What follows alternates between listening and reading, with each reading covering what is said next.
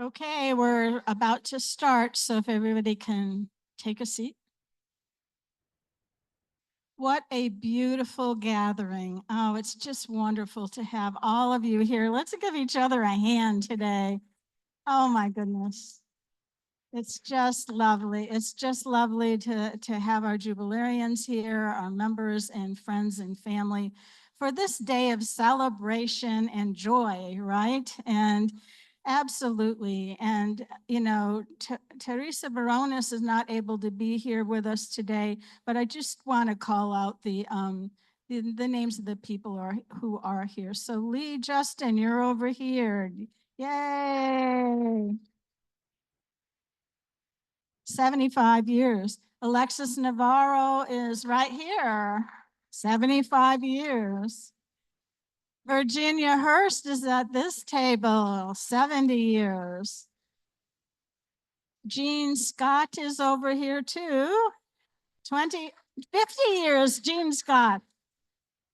Juliet, where did you plant yourself? Oh, there you are, 25 years. And Marisa Antonini is right here, 20 years. So I just want to thank you all for coming out on this really hot day. We did have a lovely event planned outside, but Pam and Chef Tim really scrambled this morning to bring us all inside. So I think we'll be much more comfortable. I do want to acknowledge, though, the contribution of our wonderful Vice President, Chris Monroe. And Pam Hope. Is Pam in the room? There she is right there. And our whole staff who is here today, they really worked tirelessly to put this together. And your centerpieces were actually put together by a volunteer from Alexandria House. So it's really lovely that that contribution was made too. So I just want to really celebrate today and say to the IHMs, this is one of the ways we are best when we're together. We're celebrating each other and we're going to love each other up today. So welcome, and I'm going to turn this over to Chris. Thank you, Sherry. So please do have your program in hand.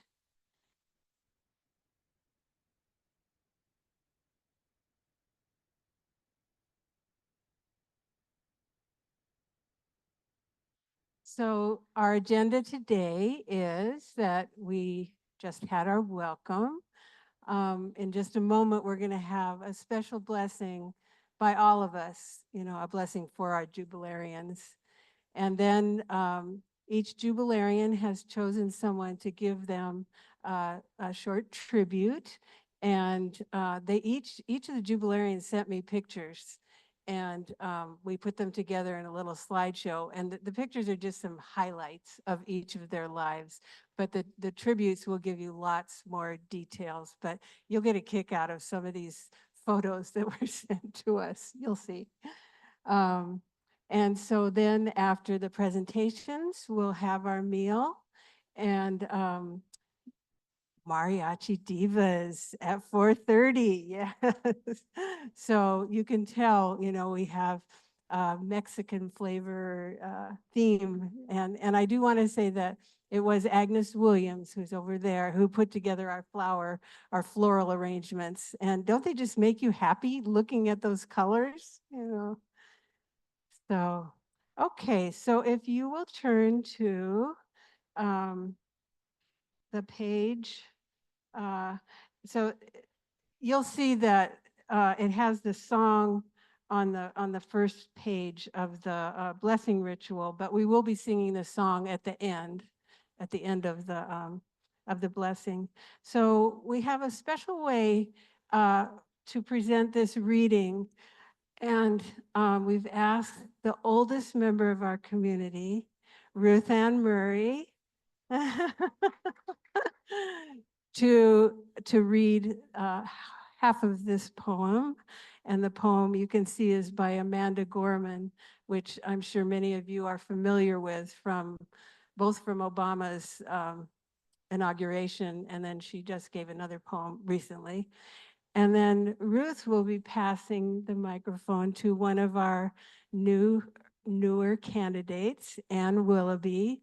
So it's kind of a passing of the torch, from, our eldest to one of our newer members. So you want to stand here or? Okay. Yeah. Just get me up, that's all. Okay. This is an excerpt from The Hill We Climb by Amanda Guzman. One thing is certain. If we merge mercy with might and might with right, then love becomes our legacy and change our children's birthright. So let us leave behind a community better than the one we were left. With every breath from my bronze pounded chest, we will raise this wounded world into a wondrous one.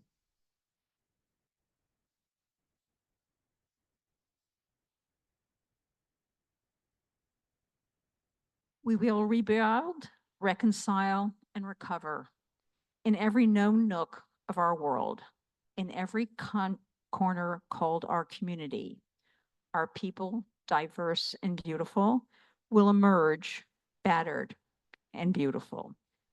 When day comes, we step out of the shade, aflame and unafraid. The new dawn blooms as we free it, where there is always light. If only we're brave enough to see it. If only we are brave enough to be it.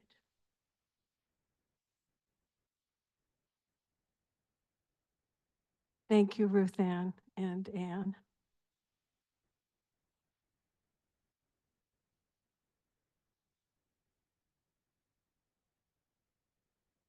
So at this point in our program, we will bless our Jubilarians. So if you will join with me by raising your hands over the Jubilarians. With hearts untarnished by fear and broken open by mystery, we call the spirit of blessing upon these women of distinction, action, and integrity. Their years of generous and gracious service in the world have birthed great and wonderful goodness and hope for many. Even now, we can stand on their shoulders and magnify what they have done and what they will do. These women show us by their exemplar lives what it means to be a doorway to the presence of God with us. As they have blessed many over many years, may they be blessed with the knowledge that the Immaculate Heart community is blessed in them. And so, in Jubilee, we proclaim, please join us, amen, amen, amen. And now Alice Druffel will lead us in, and Mary Faye are going to sing a duet. So.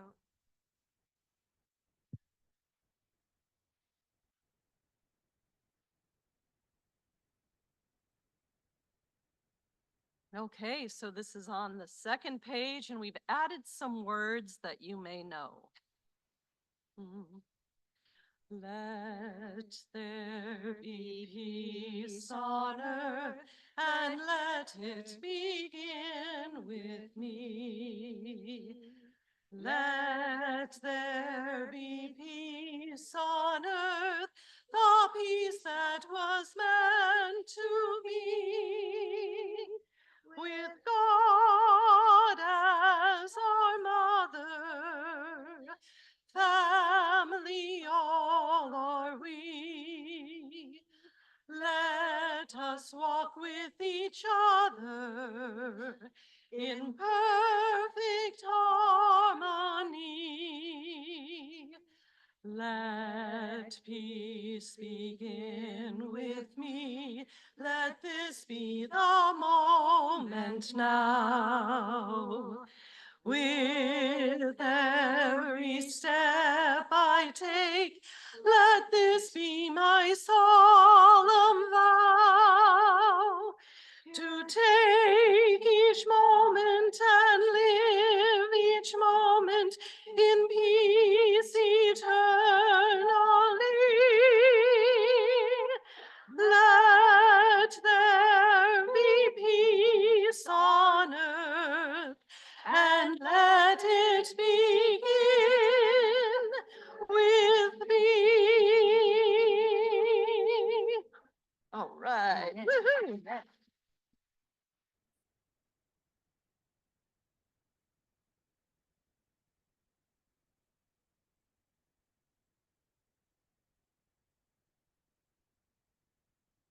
Thank you.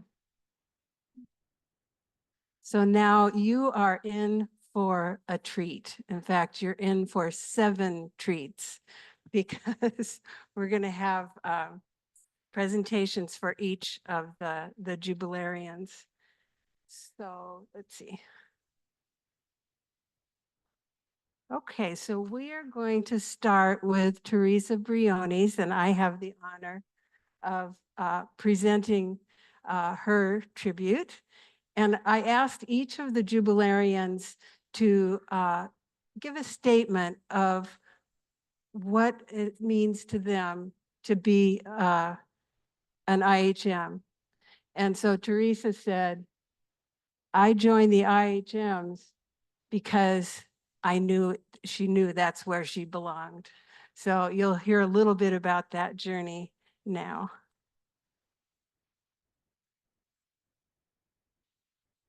I do want to say that a combined number of years that we are celebrating today is 390 days of service, 390 years of service that we have the privilege to know and love. So I think we need to give an appreciation just for that.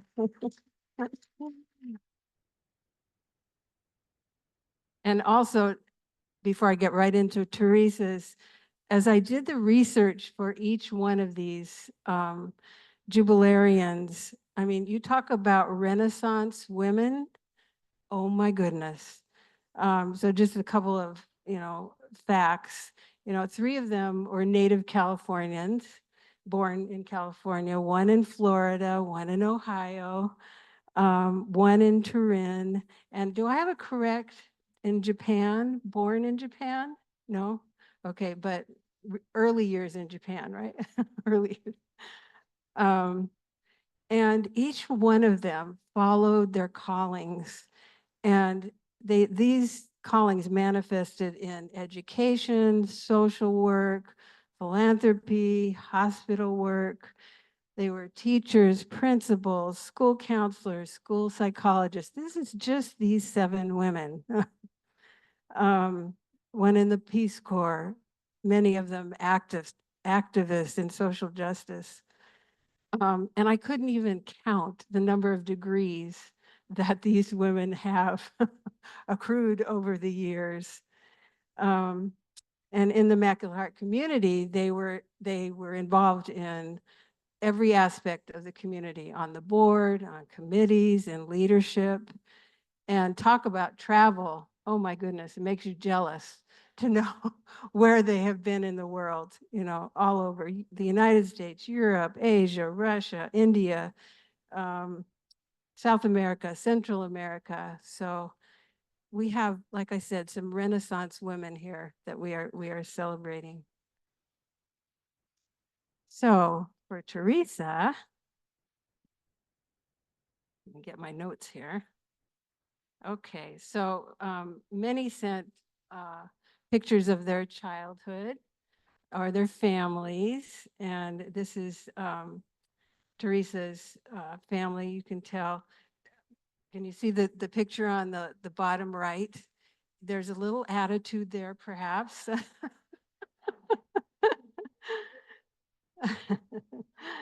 And then Teresa went to Bishop Conady High School, which many of you know about. In fact, my mother went there years ago.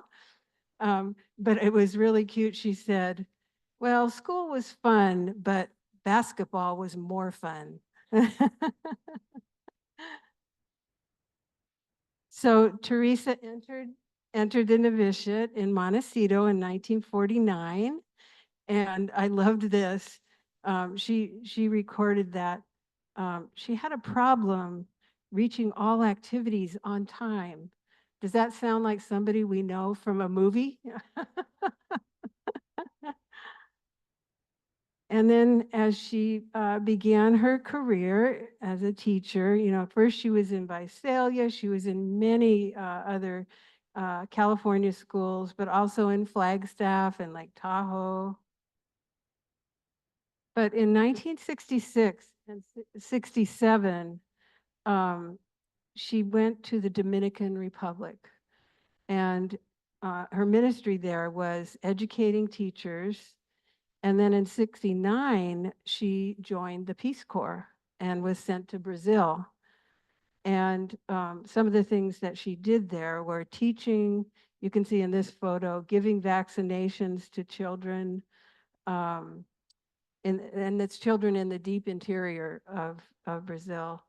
And a great love of her was teaching ESL. So this is one of many awards that she got, and it just is kind of representing those many awards. And this particular one was towards the end of her teaching career. She taught in the Montebello School District, and this was an award from the City Council of the City of Commerce on the occasion of her retirement from Montebello School District. So, but that was one of many, as I said. Currently, the joy of her life, and I think it has been the joy of her life for a long time, is her garden. She built that deck that she's sitting on, if I understand it correctly. Julie, is that right? Yeah, that she built the deck. And she still just loves cultivating fruits and vegetables and flowers. And so we honor Teresa as one of our 75-year Jubilarians. So let's give an appreciation for her.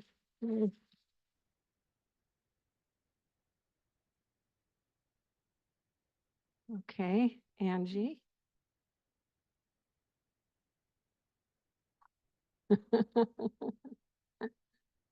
and I've got your cues when to very big. Yeah. Hello, I'm Angie Dixon, a member of the Immaculate Heart community, and I have the honor, the true honor of sharing the 75 years of Lee's religious life as an IHM with you. I must begin this review of her life, of Lee's religious plus life, with words that you will hear throughout the reading, told to me by her family and friends. Lee is a woman of faith, wise, fully present, resilient, loving, authentic, open-minded, inclusive, tolerant, accepting, kind, thoughtful, and as Anna would say, super duper caring. By the way, are the Zoomers on this program? Do we have Zoomers? Oh, good. A lot of this data comes from the people who couldn't be here today. Lee Ann Justin was the youngest of 9 children, and her sister Aminta are the last of the original family. Born in Florida, she moved with her family to Milwaukee late in the Depression. They moved to California in the late 40s, and Leela met the IHM community when she graduated from St. Anthony's High School in Long Beach, 1949. Soon after, she entered the convent. Yeah, there she is. Leela taught first, second, third, fourth, seventh, and eighth grade in the following schools. And if you were with her in these schools, shout out, me too. Our Lady of Mercy, St. Gertrude's, St. Anthony's, Corpus Christi, Blessed Sacrament. She was a superior at Flagstaff, Arizona, at Our Lady of Guadalupe and St. Joseph's and La Puente. It was in La Puente when the terrible thing happened, when the sisters were interrogated by Rome and then asked to leave religious life. She also worked at Blessed Sacrament in San Diego and the Immaculate Conception in Colton. Once released from her vows, it is safe to say that she still holds those vows to her heart. She moved into the current home with her mother and sister to assist them until their passing. One could say that there is a revolving theme to the house in Long Beach. Jill Whittington, I believe she's on the Zoom, would say that they were very well suited. Both introverts, both liked their space. Both were fairly easygoing and both loved to read. Jill lived with Lee for 6 years. She said the personification of an IHM in the truest and best sense. That was Lee. Later, life after signing out of her vows was pretty hard work, not just for Lee, but for most of the celebrants here in this room. No money, no jobs, and no Social Security. Post-religious life, Lee found work teaching ESL, the basic adult education in the Montebello University School, and she became principal of the adult education program in Live Oak Adult School in Ford Park. And Lee would say that was the only standalone school for adult education at the time she taught there. In concert with finding work that paid so you could make a living, there was work with the Immaculate Heart community. Lee was once the vice president of the community. She had several three-year terms in the discernment program. She was on the board of several ministries, Queen of the Valley Hospital, La Casa de Maria, Alverno Heights Academy, and Lee was also on the Assembly Planning Committee and the Environmental Commission. And regarding Alverno Academy, Catherine Clare, who is also on the Zoom, would say that Lee supported her work in the Alverno board, having once been on the board herself. She described this wonderful experience with the students, and when recently the students were titillated when Lee came on campus with Catherine to give a talk about the history of Alverno. And she said that the students and faculty were so excited and impressed to meet an original IHM. I think you might agree that it takes quite a bit of know-how to negotiate such a rich life, which brings us to her education. Lee received her bachelor's degree in 1964 from the Immaculate Heart College, her MA in theology in 1973, over, as it was back then, 5 summers, because they never allowed you to go full time. Well, didn't often allow you, at St. Mary's College in California. Lee attended programs on creation spirituality and at Holy Name College in Oakland, as did you. And she had studied Celtic spirituality and still lives that life. Lee's nieces describe Lee as a role model. She is all about caregiving and careness giving. They go on to say that she was always generous with her time and her knowledge. Her home had been a gathering place for friends, a sanctuary for birds and other creatures, and a refuge for those who need shelter and succor. Nieces have long admired how she embodies a sense of humanity and concern for others, regardless of race, religion, or social status. She has enriched their lives and the lives of many, and she is respected and beloved. Did you know that Lee's home is listed as a certified wildlife habitat? There you go. Anna would like you to know that Lee runs the only consistent IHM conference and event center in little old Long Beach. She hosts prayer groups and birthdays, but a special time is that when we meet at Holy Week, rituals done in both the Christian and Jewish tradition. Here she promotes community, values, and also everyone who enters that door leaves a better person. Then there is her life of volunteerism. Lee was a Sukasa domestic violence helper. Jane McGinnis would say that she was influenced by Lee to get involved in that work at Sukasa, and that it was a rich time in her life and a way to give back. She described Lee as a wisdom figure and in her life, and loves learning at her feet. Lee has also worked at voting stations on election night and served as a captain. We forbid her to do that now. Yeah. She continues to be a docent at Long Beach Nature Center. She walks the grounds twice a week.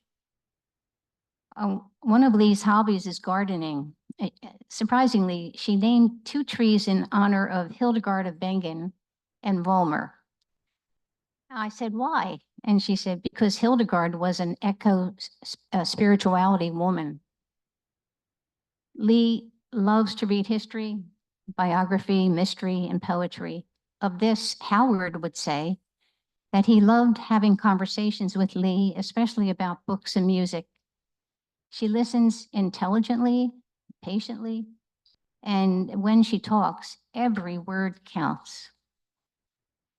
One more page regarding travel.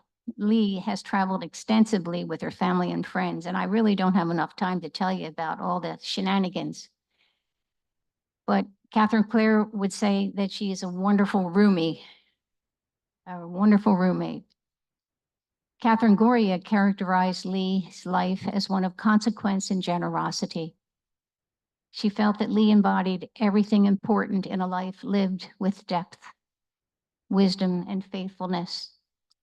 That faith, quiet, depth, and modesty inform her humanity and bless all around her. She and others want to thank you for being the best examples of what it means to be fully present and for what it means to be strong and resilient. And since I have such a limited time here, Ori's stories about Lee will be found in your gift basket. All right. In conclusion, Rod would say, Lee is a prime example of how large treasures of personal integrity, wisdom, compassion, and truth-telling can be found in a little package. She's 5'11".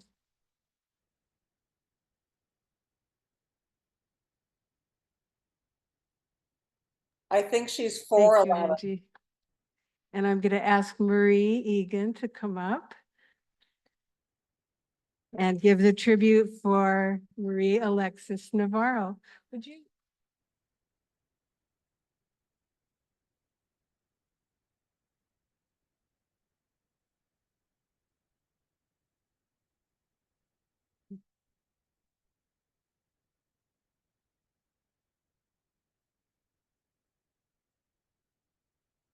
Someone who is supposed to be here today and had prepared a tribute for Alexis was Dr. Jacqueline Powers Dowd, President Emerita of Mount St. Mary's College. Unfortunately, she couldn't be with us today, but she did send her tribute to Alexis, which I'm going to read to you. These are Dr. Dowd's words. As I look out on all of you, what I see in your lived experience is a profound witness to integrity. Anita Caspary spoke of her classic volume, as a history of the past and of the future. And you embody both. Among one of your most outstanding examples of this witness is our beloved Dr. Maria Alexis Navarro. Alexis, I am sure your parents and your dear sister Mary are looking down upon you with great pride and love today as you celebrate 75 years as an IHM. And it is such a joy to have Lenore here. By the way, Bob and I always look forward to Lenore's letters in the Los Angeles Times. Alexis, as you know, spent much of her professional service at Mount St. Mary's College, now Mount St. Mary's University. Besides being a devotee and student of the renowned German Jesuit priest and theologian Karl Rahner, Alexis brought her own scholarship to the classroom in ways that stretch students to think beyond their comfort zone.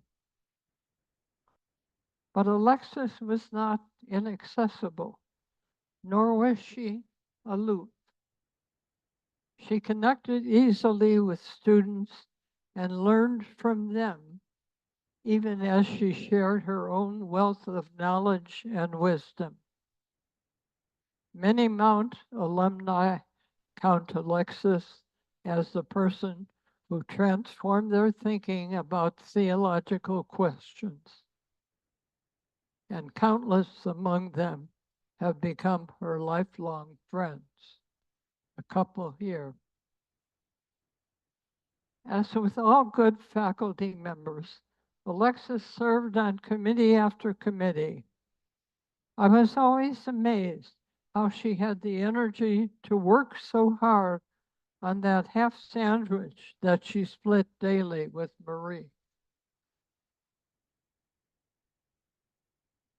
Maybe because I had the privilege and the joy of working with Alexis and Marie, but I truly believe that their presence represented the golden years of religious studies at the Mount.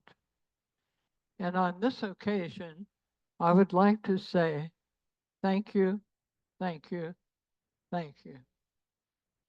Thank you for elevating the student experience at our cherished Mount St. Mary's. Alexis's influence reaches far beyond the university. She has earned recognition, respect, and love among hundreds of colleagues in theological circles and professional groups. Alexis also knows, as you know, how to have a good time.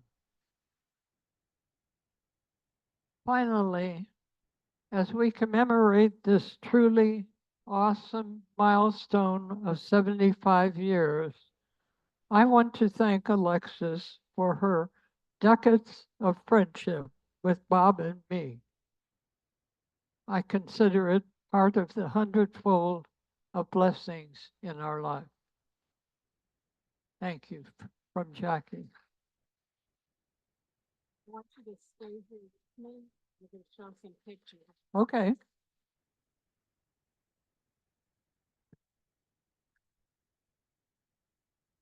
So I did go and visit Alexis, and she picked out some photos to share with you. So I know you'll appreciate this one. Oh, that one. Are you going to share those on screen? Oh, and this was when asked what her statement was of why she felt strongly about being an Immaculate Heart community member. Sorry, thank you. She said, my life would not be the same if I were not an IHM. So let's see if we can get it to forward now. You've got to see this. It's so cute. There we go. Right? Is it? Oh, it's so adorable. And which way should I go? There. And here are the Navarro girls. And in the one on the left with their mother.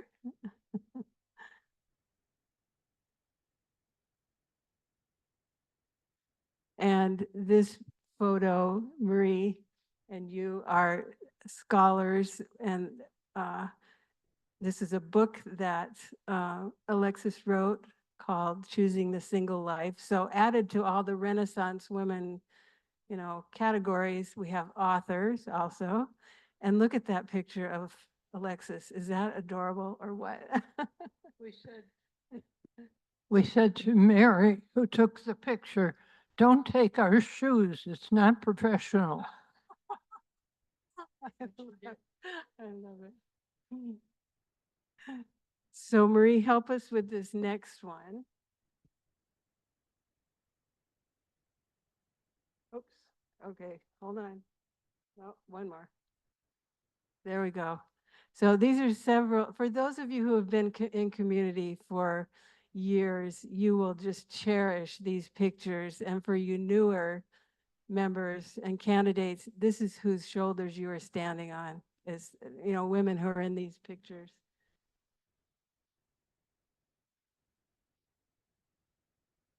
Yes, yeah, Kelly was in there. So I believe this was a photo of people living in at Commonwealth. Is that right? Oh, it's the Commonwealth Prayer Group. So I see some familiar faces in here who are present in this room now.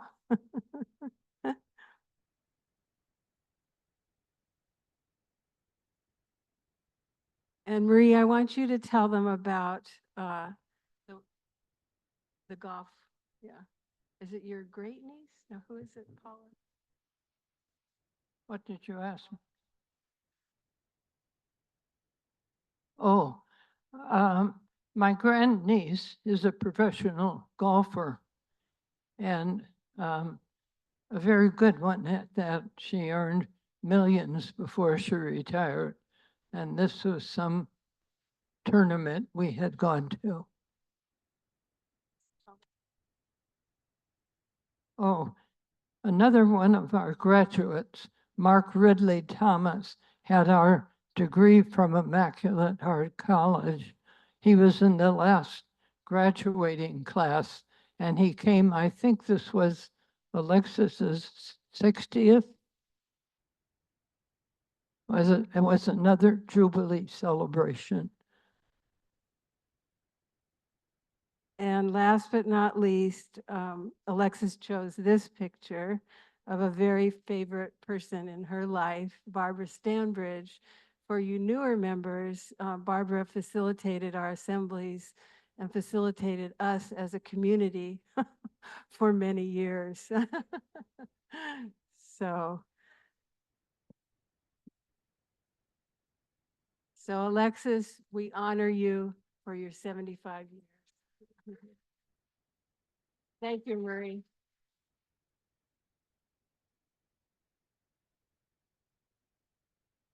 Ellen Leonard is going to give the tribute for Virginia Hurst, a 70-year jubilarian.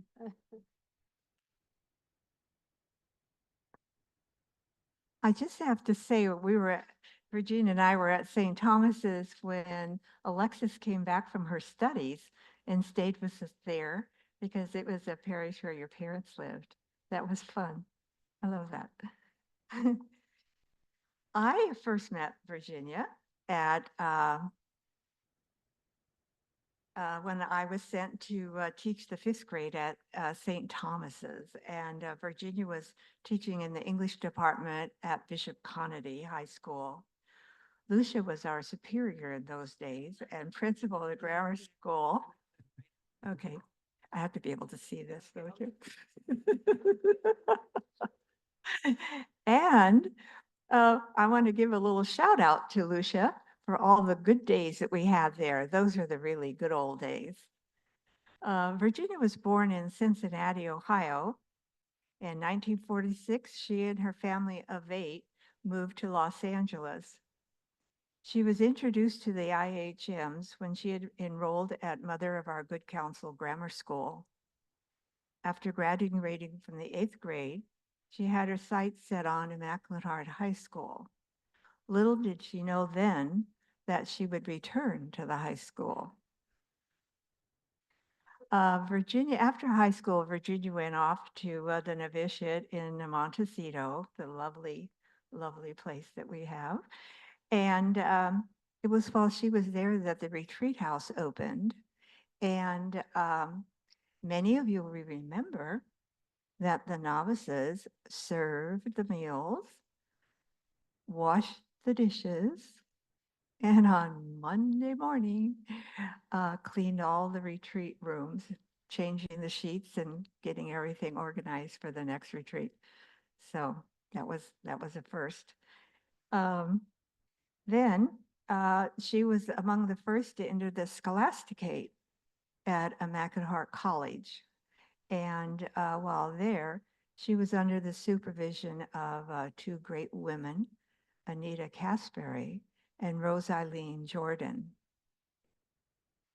Many missions would soon follow. The mission in San Luis Obispo, Our Lady of Soledad, Corpus Christi, and Bishop Conady. It was there that she would hone her skills at teaching English. Her next move then was to the high school, where she spent the next 11 years teaching bright and enthusiastic young women. Back in the day when the new high school building was completed, she took me on a tour. We went to the upper floor of the library building, I think, where she showed me her teaching space. I looked out over this huge area that was divided into little learning pods. And I said to myself, yikes, how can anybody teach here? It's all open. There are no blackboards, no closets, no bulletin boards to decorate. And then I thought a really good teacher like Virginia looks at the same space and can see all the wonderful possibilities. In 1985, Virginia became assistant principal, and later in 1996, she assumed the role of principal, where she remained for the next 19 years. And so she had come full circle back to Immaculate Heart High School, where she once was a student. When she retired, it was said of her, she will retire after more than half a century of working to serve young women in education. And again, in the Angelus magazine is a quote from Ruth Ann Murray, saying, "No one can claim a greater commitment to the education of young women at Immaculate Heart High School than Virginia. She has been a loving, sensitive, and highly qualified teacher and principal who has been deeply revered by her students, her fellow teachers, administrators, and trustees. We will miss her." End of quote. However, she still serves on the board for the high school. Virginia has served the community in many ways. She was on the Social Action Committee under Pat Reef. She served behind the scenes at numerous events the community held at the high school, the assemblies and Jubilee celebrations that were held in the auditorium, and all the meetings and celebrations held at the Kotzen building. She was the one who was there to make sure everything was set up and running smoothly. And when there was a glitch, who are you going to call? Virginia. She is currently on the Commission for Justice for Immigrants, Refugees, and Indigenous Peoples. She's an active member of her parish, our Mother of Good Counsel, where she attended as a child. Among her favorite pastimes, Virginia might list reading among the first. always has a good book on hand and is always willing to let you know about a new book that's out. She keeps up with the news, local, national, and global. She subscribes to the NCR in America. And I'm sure she reads all Lenore's emails. She also enjoys gardening, strolling through garden centers, trying to decide which plants and flowers she would like to add to her terrace garden. Legends say that hummingbirds fly fruit, or this was really funny, but it was wrong.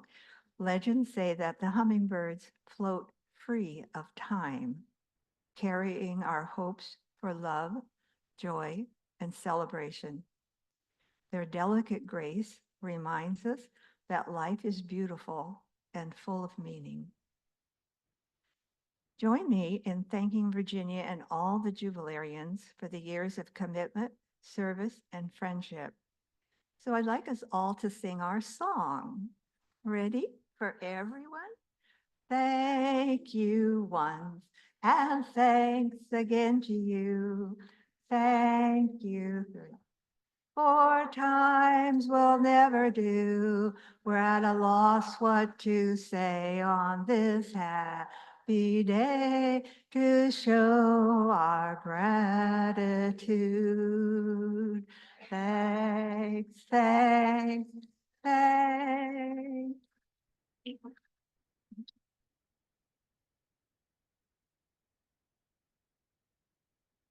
And I want to add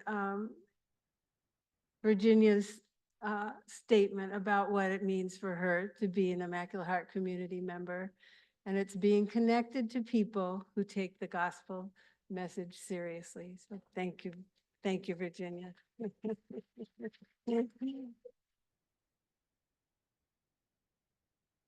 Okay, I'd like to ask Carol Shulkin to come up for our tribute to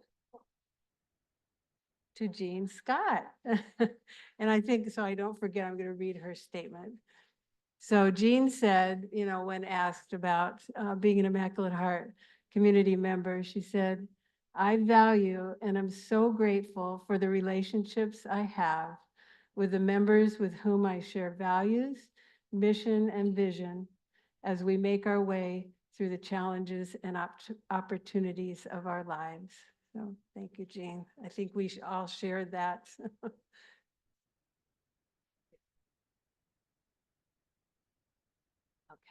sure, that sounds good.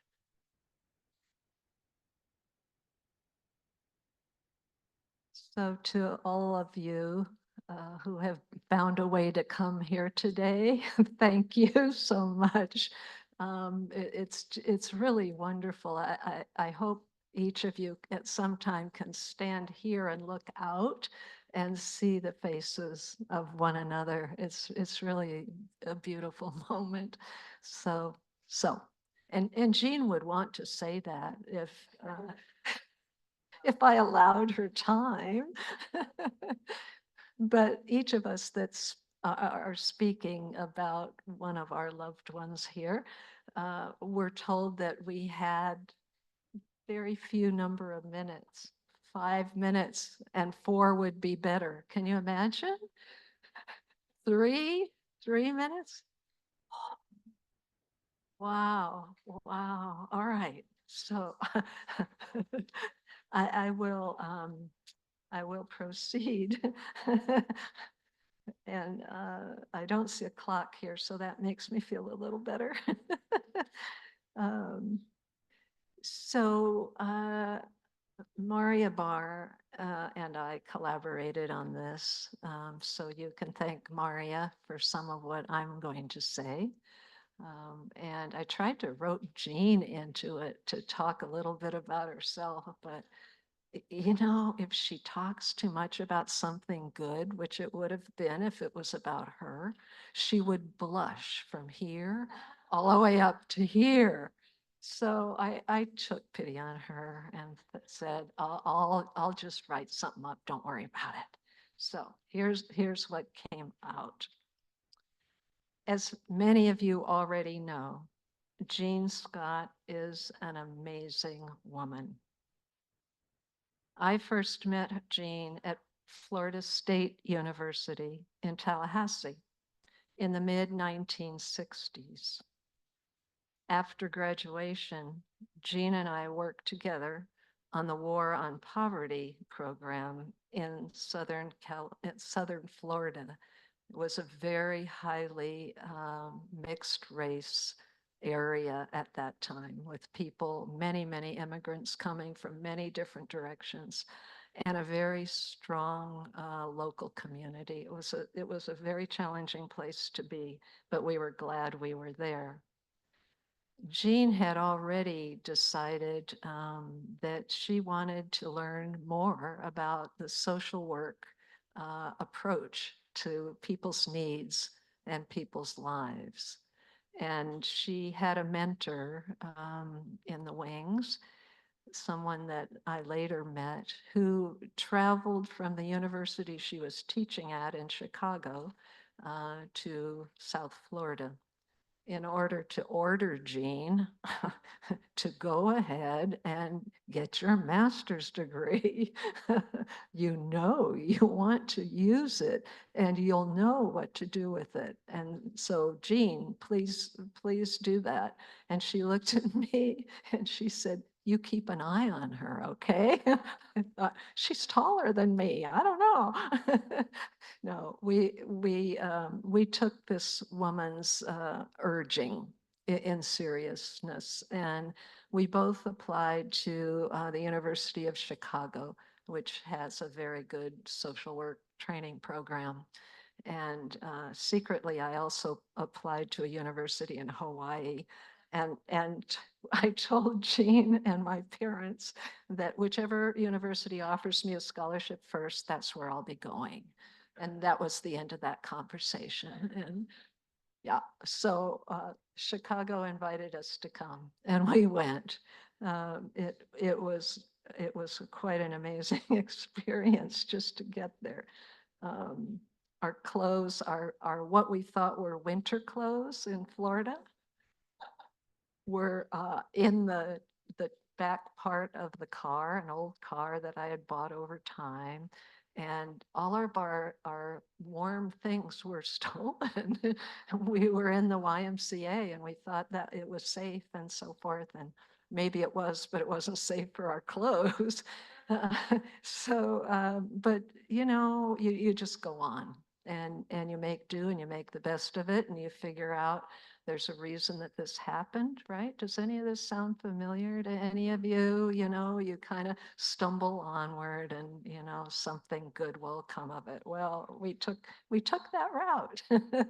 And oh God, I'm not going to look at my watch. So we both applied to the University of Chicago, both wound up going there. And Jean decided that she wanted to master really in clinical work as a social worker. And so that's how she began her adventure with the master's faculty there. She learned quite a lot and has used it very well over many years now. In the fall of 1971, we headed out to California, where I had applied to join the newly formed Immaculate Heart community. Jean had never been west of the Rockies, and so she said, can I ride along? I said, sure, come ahead. So in my old Rambler car, did anybody ever see a Rambler? I paid for it over time.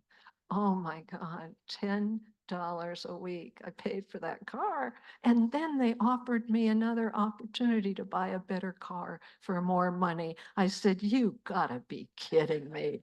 I was never gonna do that again. But it got us there. It got us there. We crossed the Rockies. We got into Los Angeles, and lo and behold, we were invited to stay at the Mother House. because, we talked about, finding a little motel or something like that, but that wasn't going to happen. So we both were invited to stay at the mother house, and which was a good thing because we had kind of gone through our little bank of money. Uh, uh, and honestly, I'm trying to reach back, and Jean, you've got a good memory about how it happened that you connected with Rose Eileen Jordan. And Rose she was the superior. Those of you that, lived there for a while knew about Rose. Her heart is as good as gold, but she could be a little, it's kind not scary, but she was very clear about what she wanted to do, where she wanted to go, how she wanted to get there, and what you were going to do, and you were going to do, and so blah, blah. Well, she found out pretty quickly that Jean was willing to ride with her wherever she was going. And it was at a time when there are a lot of boxes of things. I think some were old fruitcakes, I'm not sure. It kind of looked like it. And there were a number of things that needed to be delivered to various places where some of you were probably working at that time. And she figured out very quickly that Jean was willing to ride along and get things out of the car. She's tall, she can reach, she got long legs, she can get there. And so they had many adventures together, right, Jean? She's starting to blush, so I'm going to be sympathetic and not point out to you that there's this increasing nice flush look, it doesn't have to pay for it, it just comes. So they went to a number of places, and some of you may have been at some of these houses where people were living. They delivered items to the convents in Palm Springs, in San Luis Obispo, and Tofino, Canada. Pretty nice exposure, huh, to a lot of where the community was and what was going on. By the time those several weeks were over, Jean was hooked. I kind of secretly hoped if it was meant to be for her, this was a good place for her to be. And and she and Rosai remained friends. And any of you that rode with Rosai knew she drove fast and loose. And you crossed yourself and said a prayer that everything would be fine. And it was. She was a great introduction, especially for someone like Jean. By then, Jean really kind of got hooked by the people she met at the mother house and at all the convents that we had visited. And it touched something within her soul. And so it was. And so it continues to be. Jean often, always, I think I can say always, travels with a dog of one kind or another, of one size or another.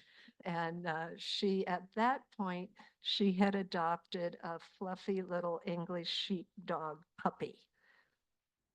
Yeah, it was the sweetest thing. And those of you that are familiar with either the high school or the mother house know that there was a big lawn in the front.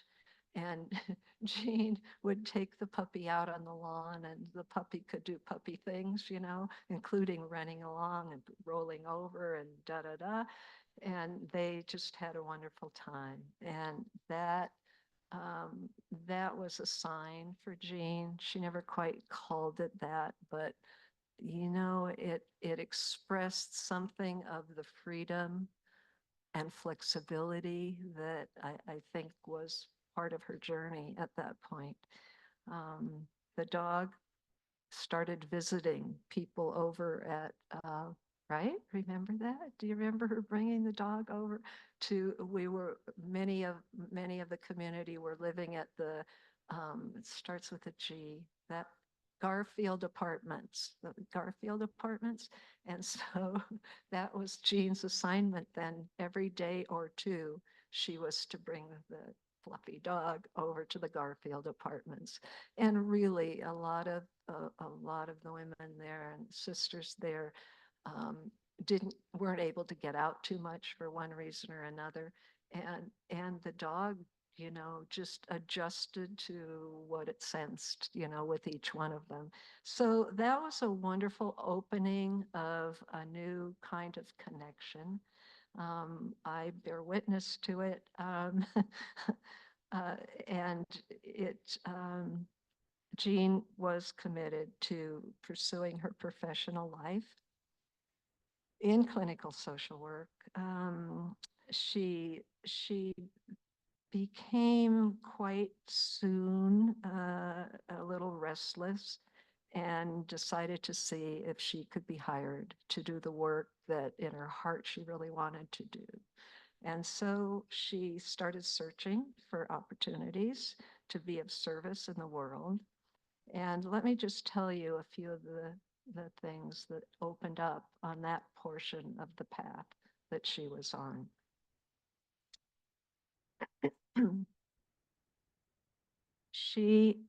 When she applied for a job, she made it clear to the interviewer that she wanted to focus on those in need and underserved in the county of Los Angeles. She'd been looking around at what some of the options were, and they were not very many, and they were not very good. And I'll say it for her, she probably wouldn't say it. She knew she could do better than what she was seeing, and so she set to work. She got pretty quickly hired, and before I realized it, she was redirected to Alhambra and Pomona, where she did work for the county medical center, but she was the administrator at that point of a variety of health clinics in those two communities. And thus began a long period of work servicing people who had very few options. Jean then worked for the County USC Medical Center in the OB/GYN area, in cardiology and oncology, and supervised the teams of social workers in the 5 emergency rooms in that gigantic county hospital. She also led the social work department at Olive View Medical Center. And in Sylmar, that was one that was having some damage from the weather and so forth. And things were a little rough. They didn't have the staff they needed and so forth. But she stepped right up. And it's good that she majored with a focus on administration, because she wound up doing a lot of that. She also did a lot of counseling and other things, but she became an administrator to a large degree in many areas. Over the years, Jean has become expert at translating medical jargon into practical application for thousands of people who found her supportive, trustworthy, and practical. Some of those may ring a bell for some of you. People have learned, that Jean is available. You can call her on the phone and she's happy to talk with you and talk through an issue. So here we are. Jean retired, in quotes, in 2008 after 36 years of service in the broader medical arena. That time was followed immediately by years of involvement with the American Red Cross Disaster Relief Services, this is the way this woman retired. Okay. She went to Albany, New York, where they had had really a lot of damage from a hurricane and rains and all sorts of things. And she knew of all the ones that were on the list that she was encouraged to help. That was to be the first choice because it was the most needed. So she did that. We're going to have to move on. You can't do it in 5 minutes. You can't. It's just not possible. However, we're very fortunate because Jean's here in person today. And she, you could just invite her to share your meal with her and her back with you and so forth. And so we'll make it work, Jean. Don't worry, you'll have a chance to talk to a few hundred people. It's not, no problem there, no problem. There's one quick other thing I really have to say. I really have to, because it's a matter of deep importance, really.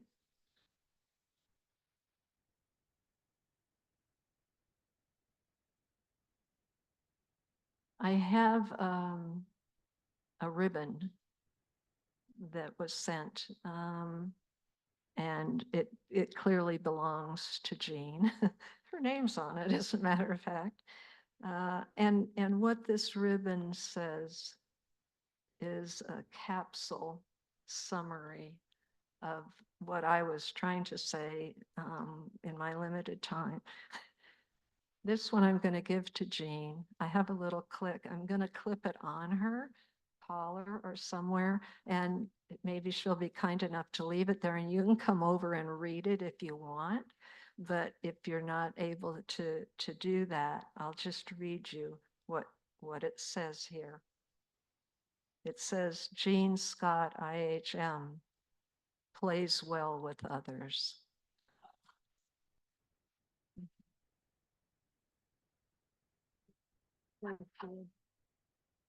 So though Carol said that Jean wouldn't, speak for herself, she did speak in a few photos that I'm going to go through.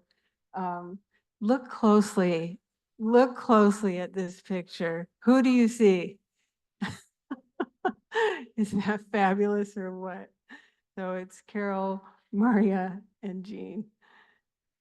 And this is her beloved Pat in the picture, looks like blowing some bubbles. And again, and Natalie, yeah. So again, those of you who know IHMs from the past will recognize, and those of you who don't, this is whose shoulders you stand on.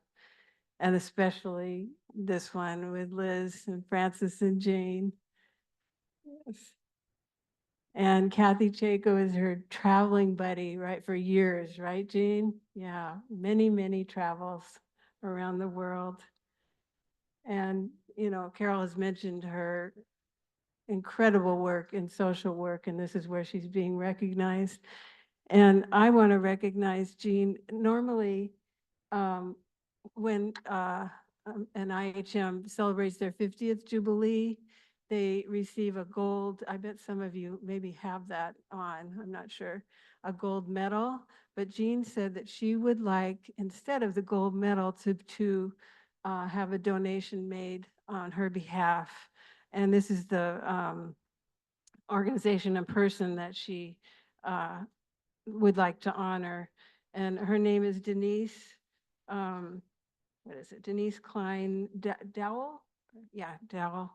And Denise was a student at Immaculate Heart High School, but she's lived in Ghana for 50 years. And these are some of the things she does. She manages the provision of prosthesis for those with limb amputations. She's planted 925,000 seedlings as an agricultural worker to prevent the desertification, eliminating in northern Ghana. And she also raises donkeys for disabled women to pull their carts. She provides anti-epileptic medications for the poor. and many, many other things. So I'd like to present Jean with this certificate that the Immaculate Heart community will make a donation to Denise and her work. So in lieu of her gold medal, she's donating this. So.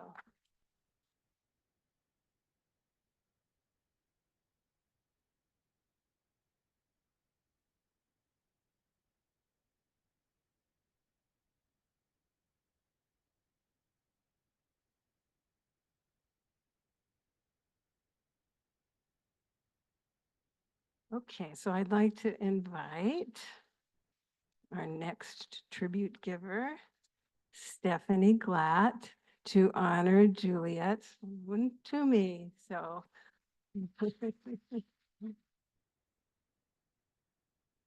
And this was Juliet, come on up, Steph. This was Juliet's statement of what she values most about being an IHM.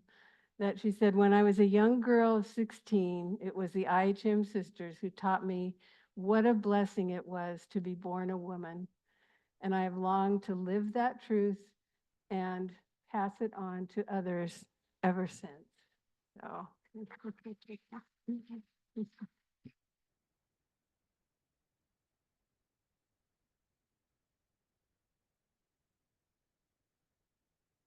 I like that quote so much that I included it, so you get to hear it twice.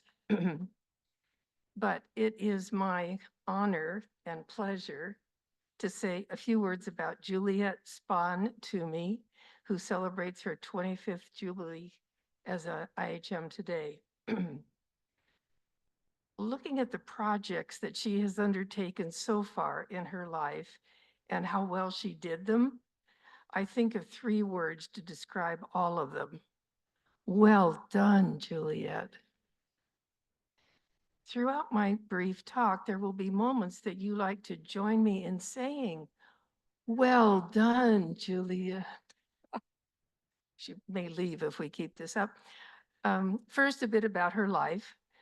As you know, Juliet made an early connection with the Immaculate Heart community. When she was in grammar school, her artist dad was taking summer school art classes from Corita and Magdalene Mary. And Juliet got to accompany him. So she learned how to hang serigraphs and glaze tiles and carry out all the tasks that Sister Meg thought up for her to do. Her family fell in love with the Immaculate Heart community. And so, of course, when it was time to go to high school, she got to go to Immaculate Heart High School. Her favorite memories include staying after school in Sister Lenore's classroom, writing the latest E.E. Cummings poems on the chalkboard. She credits Lenore and her other teachers who modeled the blessing of being born a woman. Another cherished memory is one day being sent to the principal's office for misbehaving. And Mother Eucharia greeted her with a resounding, "Oh, darling, what have you done now?" We all cherish those "oh, darlings." After graduation, in an attempt to dissuade her from entering the community, her father took her on an extensive tour of Europe. It worked. After college, she married Patrick Toomey. They had 3 beloved sons who eventually brought 4 wonderful daughters-in-law and 6 precious grandchildren into her world. Well done, Juliet. Juliet found being a mother very fulfilling personally, yet she never lost her desire to work for peace and social justice. In the 70s and 80s, she worked for the Quakers. In the 90s, she worked with the World Council of Churches, where she was involved in a set of hearings on racism as human rights violation. She was invited to take the findings of these hearings to the UN Human Rights Commission in Geneva and New York. That was 50 years ago, but she doesn't give up. If you were to call her some weekday afternoon, she might be on an anti-racism commission meeting, or she might be out taking food to the farm workers. Well done, Juliet. This desire to work for social justice was accompanied by an equally strong desire to develop a deep spirituality. In the 90s, she returned to college to work on a master's in spirituality. There she learned about the Beguines, a medieval group of women leading spiritual lives outside the church. That made her think of her beloved IHM community. And so after 40 years apart, she sought us out and became a member. Well done. Thank you, Mary. That was important. Once in IHM, she wanted to throw herself heart and soul into her IHM vocation.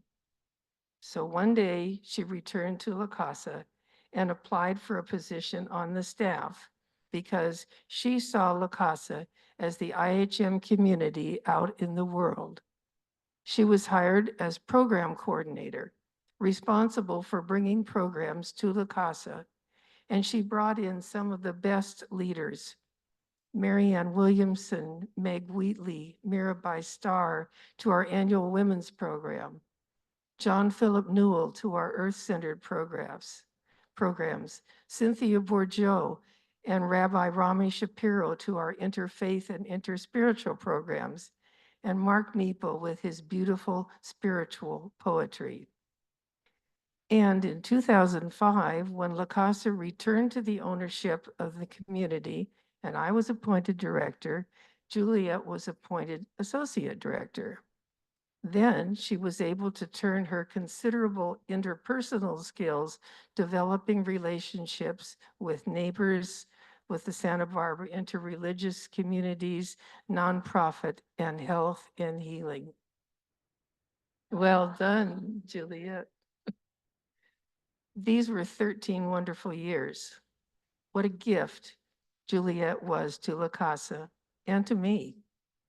She and I both believe strongly in the mission, vision, and values of the community. It was clear to us that our calling at La Casa was to make sure that everyone who came on the property, guests and staff, had the experience of living these out.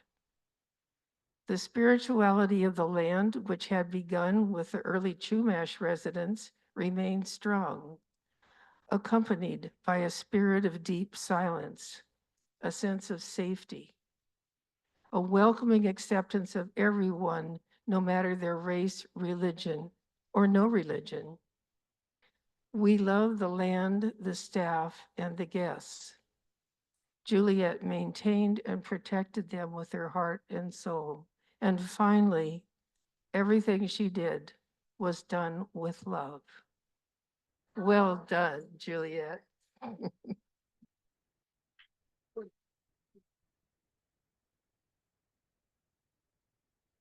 And just a few highlights from what Steph just shared with you, Juliet shared in pictures. So remember at the beginning, I said we have activists, we have travelers. So this is, look at Juliet in Jerusalem with some Jewish women in solidarity with the Palestinian women as well. And here she was at Bandit, and you might look closely, you'll see another familiar face there.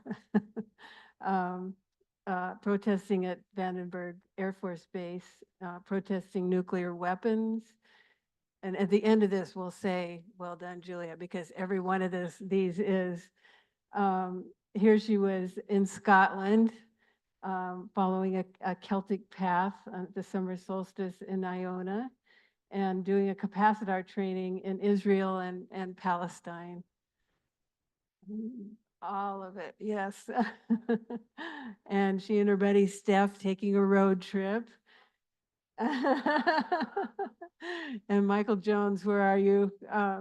Here's, some years ago doing a liturgical dance with Michael Jones.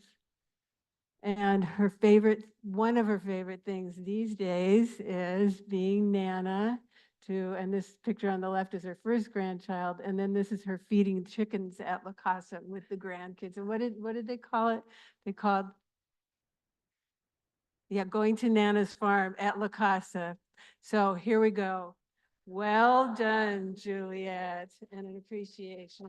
Right. Okay, your turn.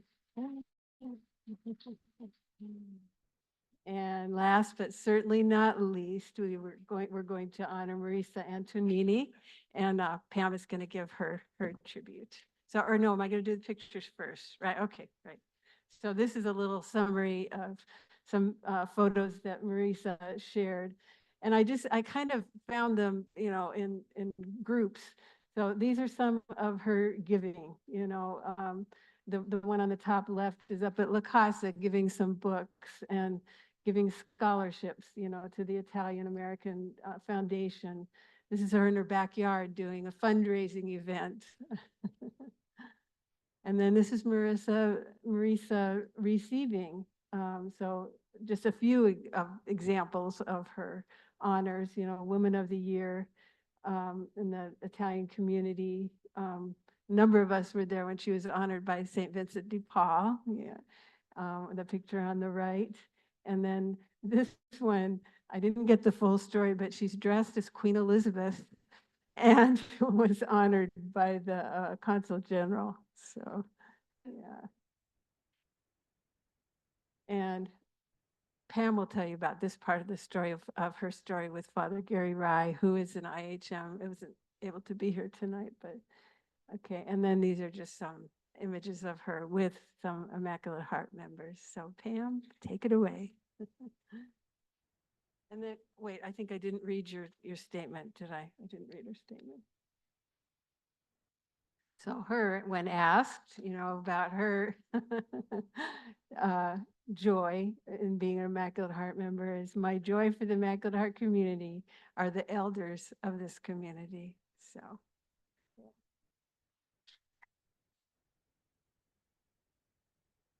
Trying to decide if I need my glasses or not.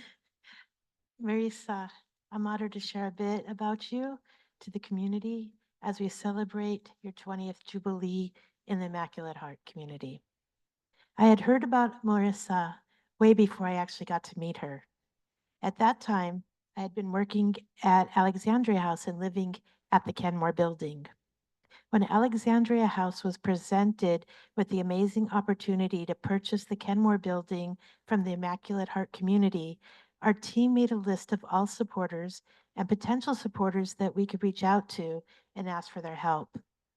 Victoria and Lenore developed an Immaculate Heart Giving Circle, and with their help and the help of many people, they developed a Immaculate Heart Giving Circle, and with the help of many in this room, raised over $30,000.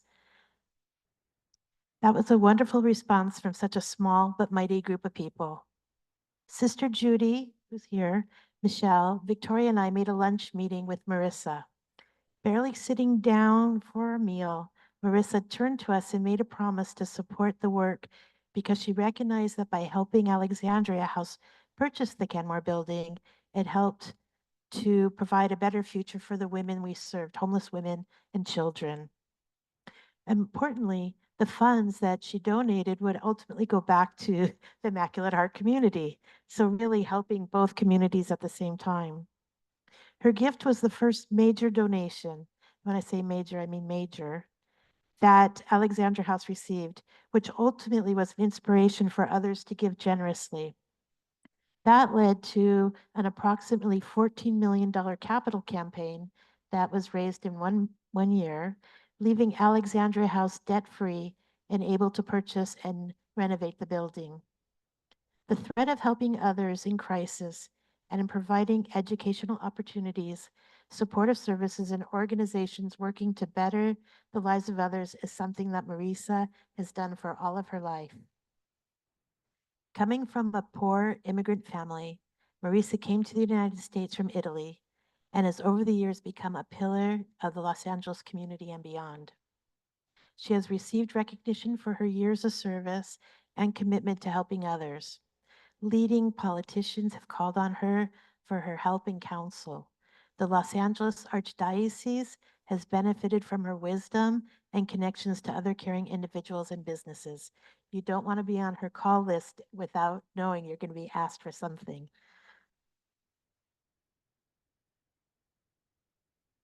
Many youth have been able to continue to reach their education goals through her scholarship program and her individual mentoring.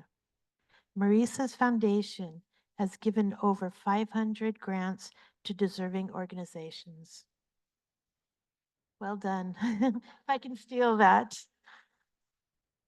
She continues to volunteer her time with projects such as serving on the finance committee of her parish, Mother of Good Counsel, and helping to plan the Jubilee this year of the parish's 100 years. She volunteers with the Dames of Malta, the Archdiocesan Youth Employment Services, Catholic Charities of Los Angeles, and I promise to keep it slow, so I'm not going to name all the organizations that even today, if you call her and ask her, I'm on the way to do this, I'm on the way to do that, it would take all day. So when I spoke to Marisa, she said she didn't want the attention on her because everybody does something. She said that her work was private and she didn't do it for notoriety or for gain, and that many others in the community do good work. It's true. We belong to a great community here. In fact, this is what she said was part of the reason she joined the Immaculate Heart community, the belonging to a group of people that followed Jesus' commandments to feed the hungry, clothe the naked, provide shelter for the homeless, and spiritual learning, deepening faith with a supportive community. Before becoming an IHM, she had been taking classes on spirituality, which led her to coming to Sunday masses at the Kenmore building with our members. And that led her to participate in the discernment process. I heard it took her a long time to fill out the paperwork, but when she finally did, she threw herself into, and now we celebrate her 20-year commitment. In conversations with others, I've learned about other ways that Marisa has been involved with the Immaculate Heart community. Judy Corin, one of the producers of Rebel Hearts, shared with me that upon learning that the film was in desperate need of funds to move forward, Marisa jumped in and provided funding to help complete the film.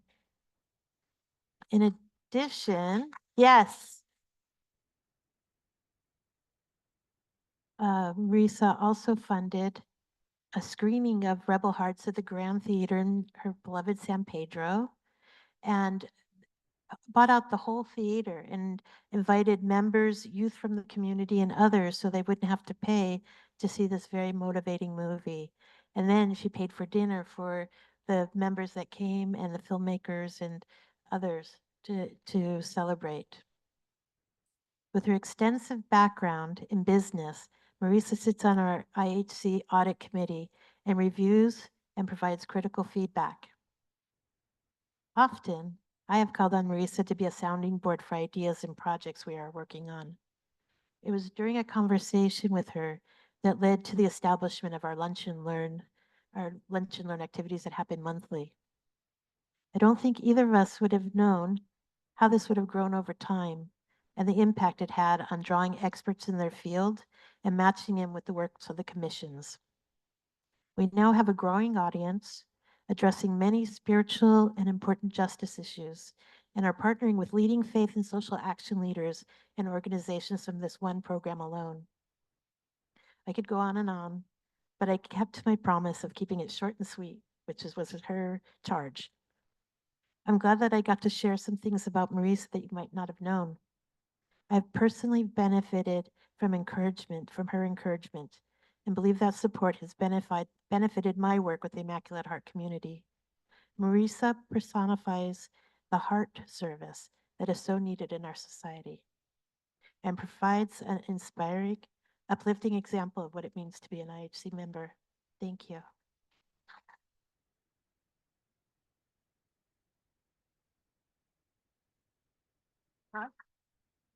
Okay. Okay, so it is time for our meal, and it is Mexican themed as the whole decorations are. And you know who's coming, right? The mariachi divas will be here shortly. So I know that's all going to happen quickly. And I just want to very quickly, because I know we'll run out of time at the end, you talk about, when they say it takes a village to put this event on truly has taken the village of the Immaculate Heart community, the staff, Pam, Michaela, Ralph, Michelle, Agnes, our tech support, Casper and Gabby, our tribute givers, and most of all, to you Jubilarians who are true women of integrity. So thank you. Yeah. Yeah. So how shall we do dinner? Should we call by table? Oh, you know what, Ralph, would you take a picture of each Jubilarian's table? Yeah. So should we go ahead, Michaela, and start? Wait, we're gonna take a picture of them real quick first. Okay. So talk amongst yourselves. Should we talk amongst ourselves or should we say goodbye? That was wonderful, wasn't it? Catherine, I can't hear you. Hi, Art. Catherine Goria and Art Carlson. I have to go. So this was lovely. Lots of Okay. familiar faces. Yes. Wonderful. Yeah. Good to see you, Jill. Glad you got to hear that. Yes. Not late. That was good. We Love will you guys. continue the Zoom Jill if you and want to stay through the mariachi performance. Thanks. Jill See you and all later. I'm gonna call you. Okay, good. Good. Okay. Enjoy. Bye-bye. Catherine, I'll call you. Good luck, Lucia. Thank you very much. Great. Good luck, Lucia. Lucia. I think I'm going to just keep it on because I want to hear the yeah. I'll give you a call, Lucia. I'd like to know how you're doing. Oh, I'd love that. Thank you. Perfect. Okay, honey. Good luck, all of you. All right, good to see you, Catherine and Art.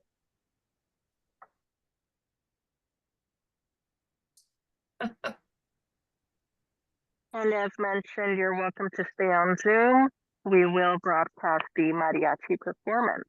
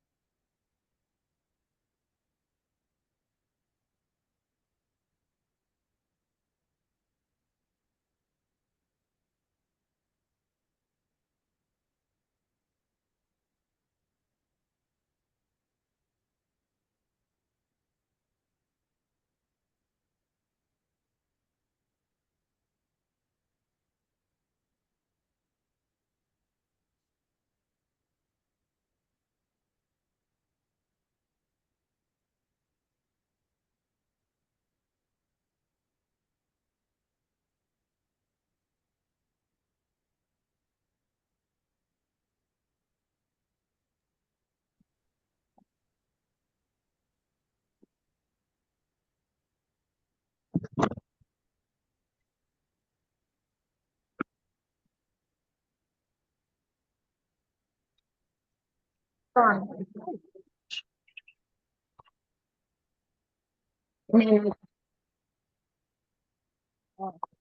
Catherine and Art. Catherine and Art, can you hear me? Yeah. Catherine, Catherine. Yeah, okay. Unmute yourself.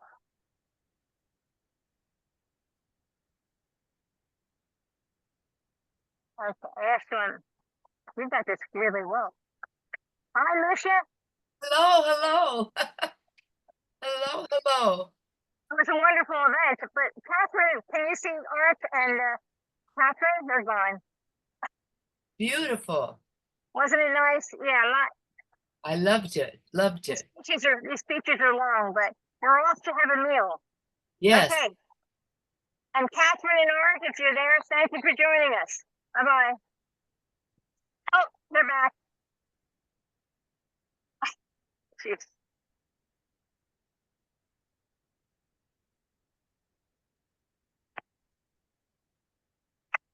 Wow.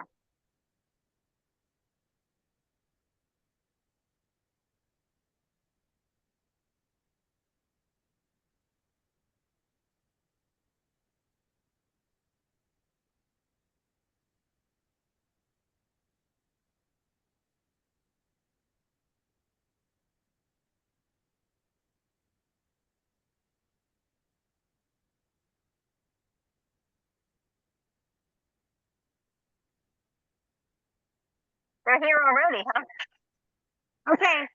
Bye-bye.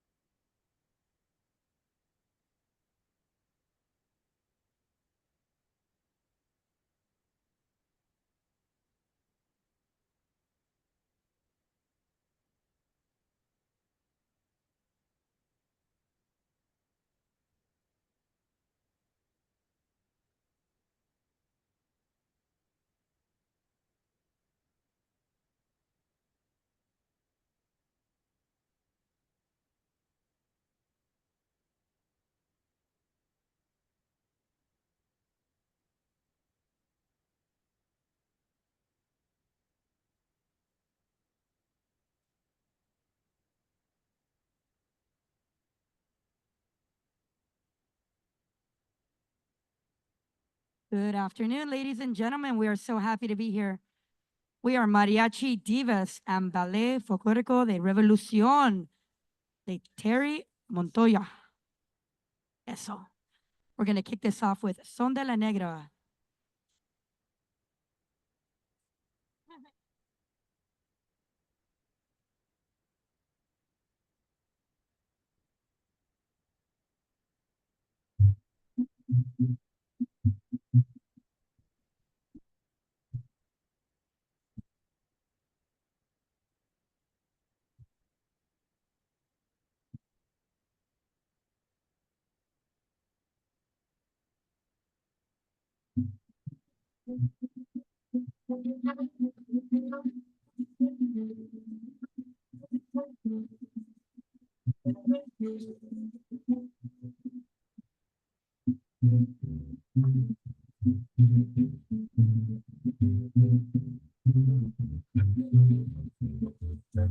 Negrita de mis pesares, ojos de papel volando, negrita de mis pesares, ojos de papel volando, a todos diles que sí, pero no les digas cuando así me dijiste a mí, por eso vivo pena.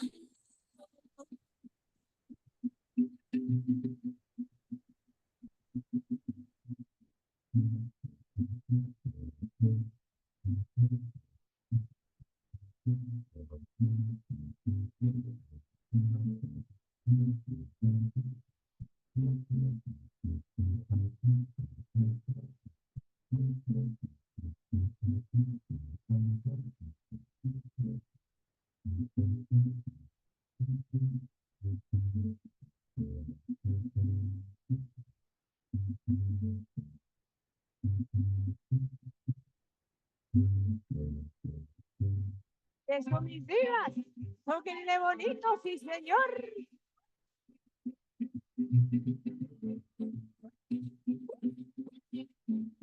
¡Venga! Cuando me traes a mi negra que la quiero ver aquí, con su rebozo de seda que desde mí. Cuando me traes a mi negra que la quiero ver aquí, con su rebozo de seda que desde mí.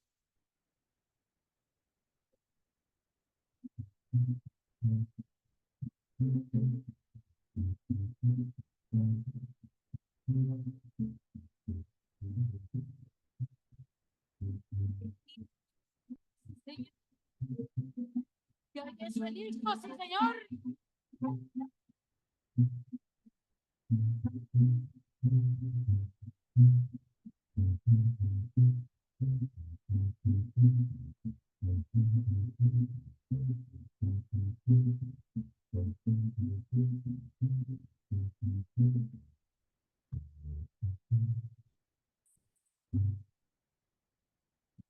Gracias. Thank you. One more time. Ballet Folclórico de Revolución and Mariachi Divas celebrating 25 years together as a group, 25 años juntos, our 25th anniversary. Really enjoying it. We hope you're enjoying the music. We're going to do a classic now. We're going to do a classic now. This is called Cielito Lindo, Huasteco. It's going to feature all the sections of the mariachi and the beautiful vocals along with it.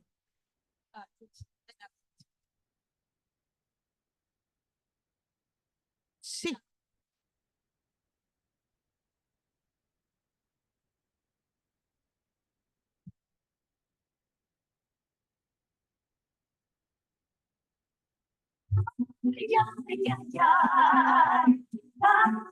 No llores, porque cantando se cielito lindo, los corazones. ¿Cómo dices?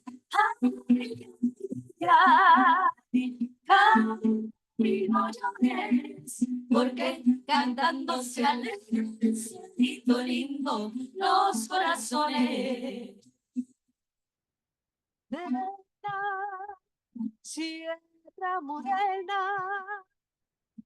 cielito lindo, vienen bajando un paño ojitos negros, cielito lindo de contrabando, ese lunar que tienes, cielito lindo, junto a tu boca. No se lo des a nadie, cielito lindo, que a mí me toca. Sácale polvo, chiquititas. ¡Oiga!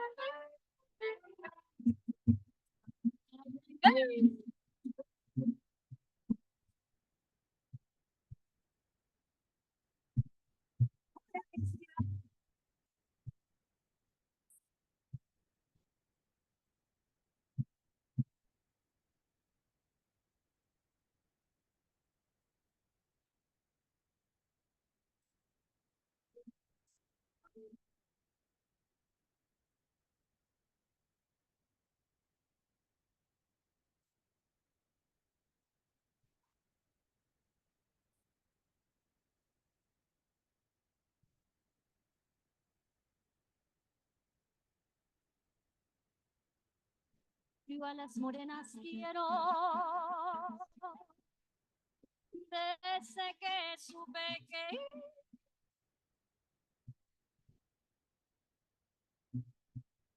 no es la Virgen de Guadalupe. Ay, ay, ay, ay, ay.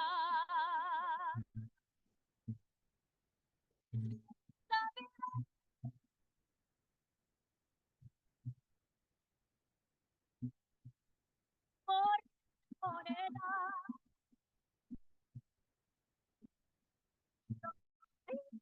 ay, ay, ay, ay. Chiquititas. ¿Eso me hicieron? Tóquenle bonito así, señor.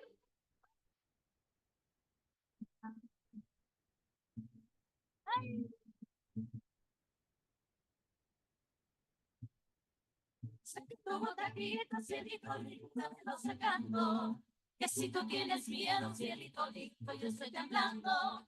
Saca tu botellita, cielito lindo, me lo sacando. Que si tú tienes miedo, cielito lindo, yo estoy temblando. Ajá, ajá, ajá, qué risa me da. Tu tirana falsedad. Ajá, ajá, ajá, qué risa me da. Tu tirana falsedad.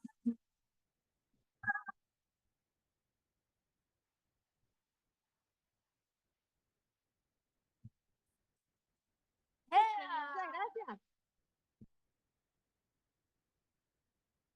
Thank you so much. All right, it's that time. We're going to bring back in our beautiful ballet folklorico. So colorful today, just like your beautiful paintings right behind you all. This is a really fun polka. It's called Jesucita en Chihuahua. Vamos a Chihuahua.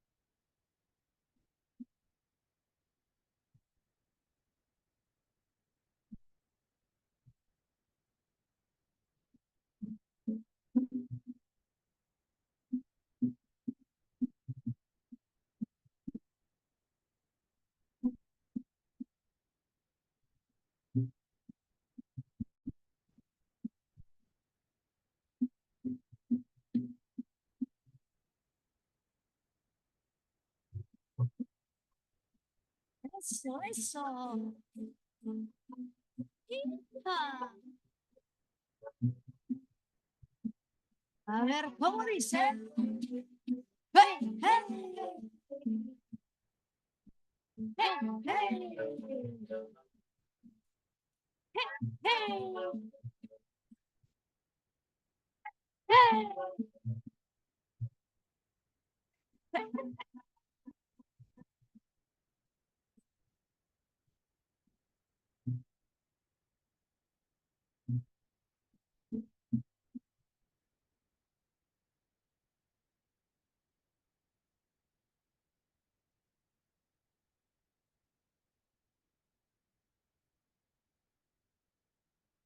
All right, we hope you enjoyed that. We're going to slow it down a little bit for a beautiful bolero, a beautiful ballad. This is a trio that requires 3 microphones in the front and the 3 divas to come over and put them in the front. All right, this is a song called Hema.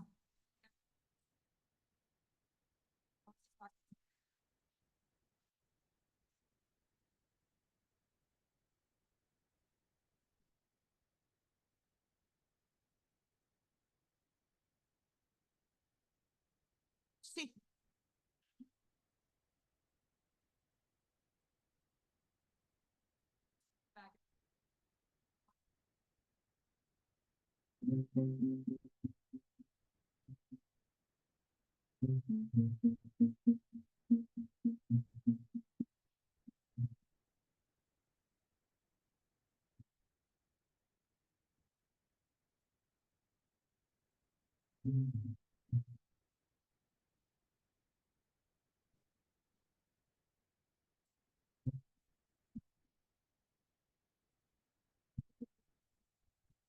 Como piedra preciosa,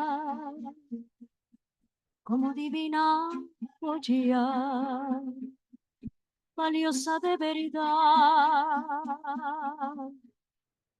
Si mis ojos no me mienten, si mis labios no me engañan, tu belleza sin igual.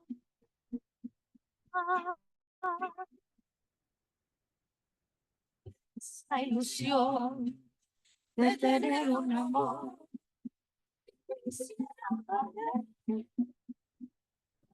lo que te digo. Yo te supe querer con tu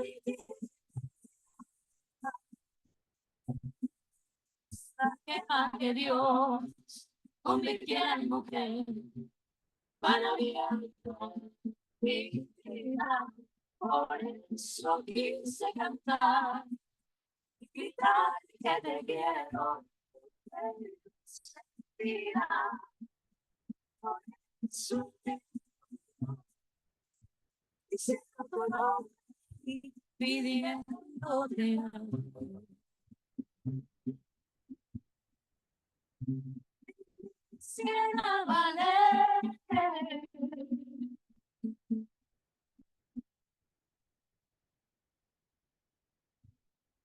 Conquista mi alma,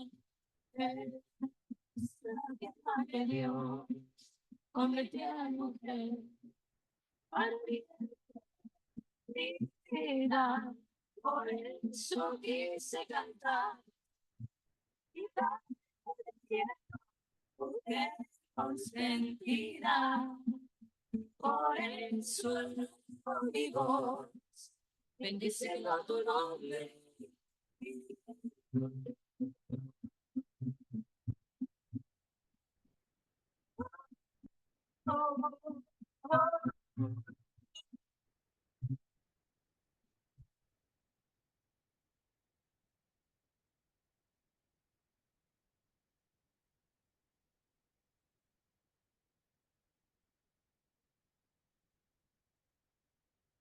All right, we would like to bring the dancers back. Y'all ready? Give it up for these young gentlemen here. So talented.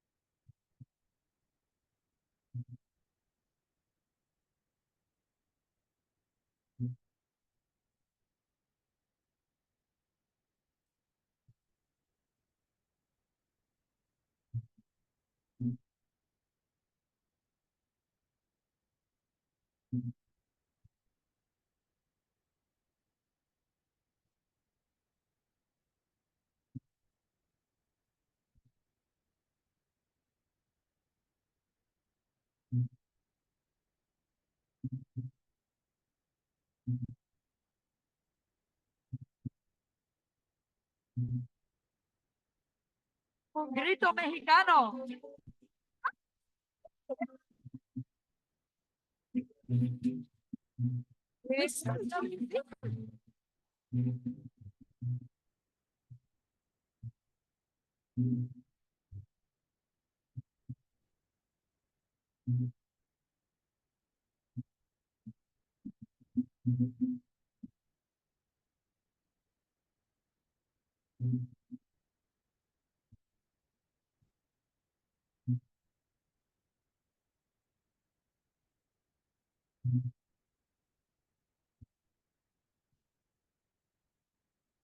Zapatenle bonito, sí, señor.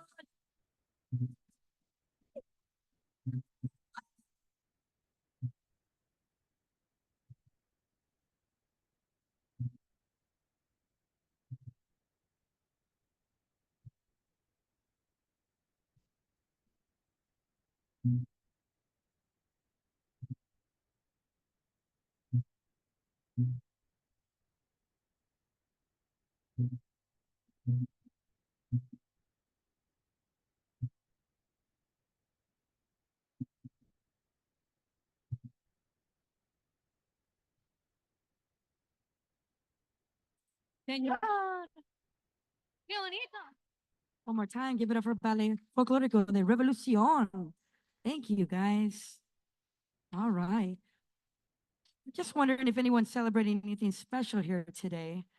I mean, what's going on here? You got a whole mariachi troupe and dancers with you. There must be something amazing happening today.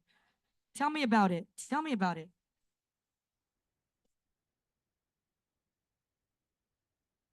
Wow, yeah, I'd love to hear about it.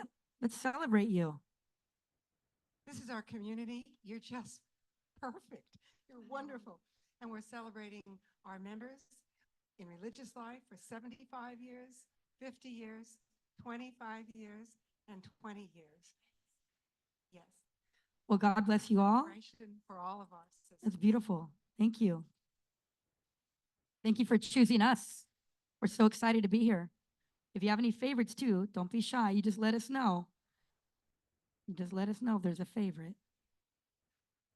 We do know some Jose Aurelio Jimenez. Be happy to do that for you.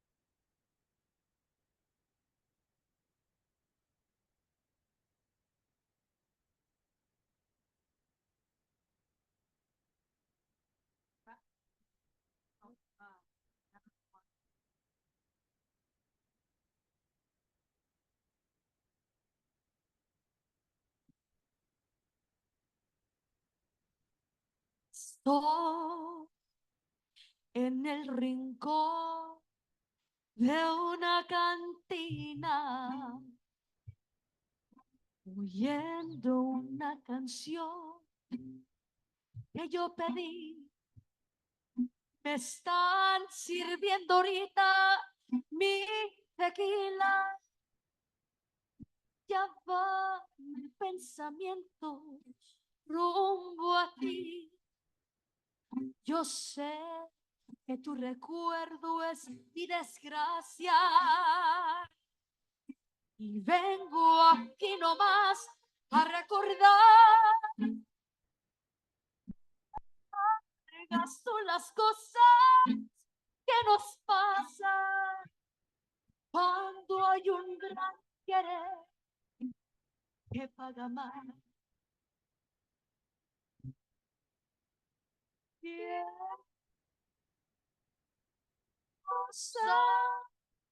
En esta vida, la traición tan conocida que nos deja para abajo.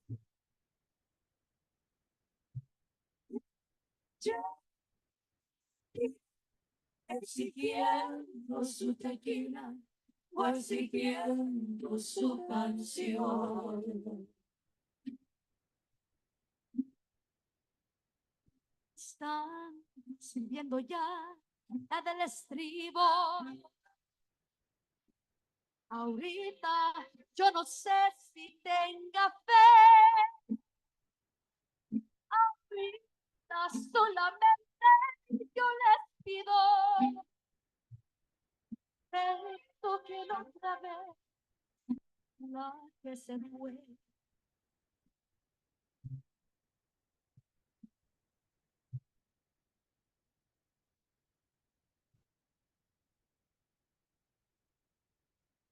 Amanecí otra vez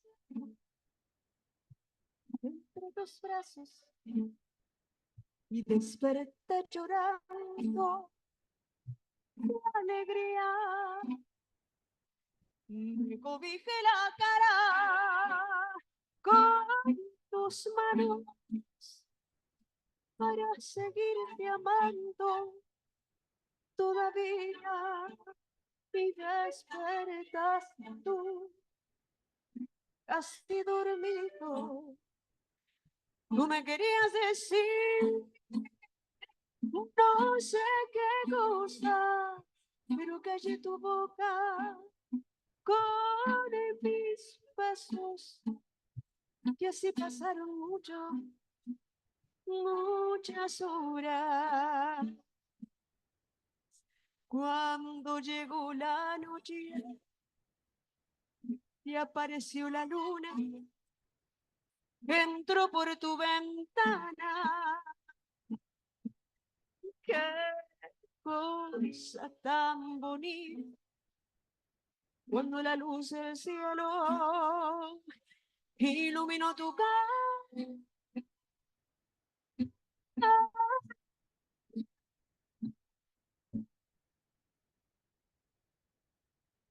Yo me volví a meter entre tus brazos. Tú me querías decir, no sé qué cosa, pero callé tu boca con mis besos. Y así pasaron muchas horas.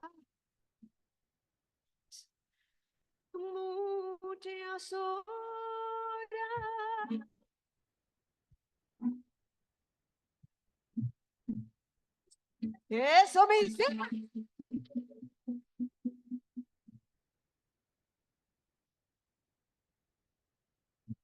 Si nos dejan, nos vamos a querer toda la vida. Si nos dejan, nos vamos a vivir a un mundo nuevo. Yo creo podemos ver que nuevo amanecer de un nuevo día. Yo pienso que tú y yo podemos ser felices todavía.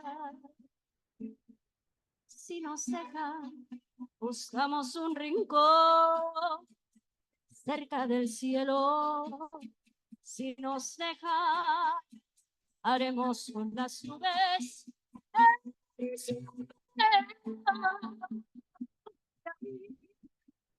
y todos los dos cerquita de Dios será. Si nos dejan, te llevo de la mano, corazón, y así estamos. Si nos dejan,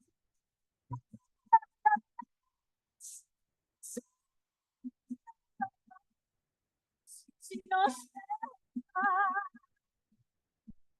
si no se Gracias. Thank you.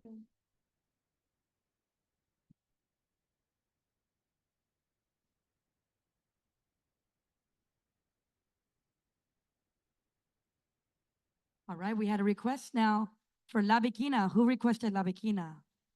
Is that your table? All right, we're gonna do it instrumentally. This is a beautiful joropo from the country of Venezuela, influenced. I'm sure you know that already though, because you requested it, right? One of your favorites? One of your favorites, all right.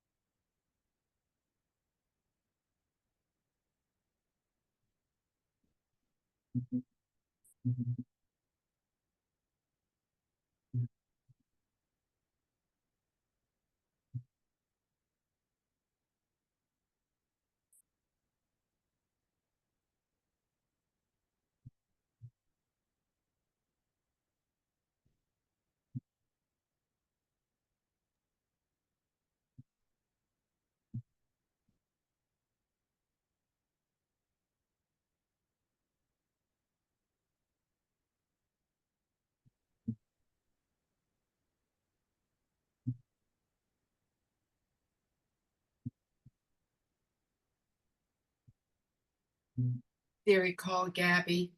You'll need to turn on location services for that. Want to turn it on just this once, or while using Siri. Something went wrong. Hey Siri, call Christine Monroe. Calling Christine Monroe home.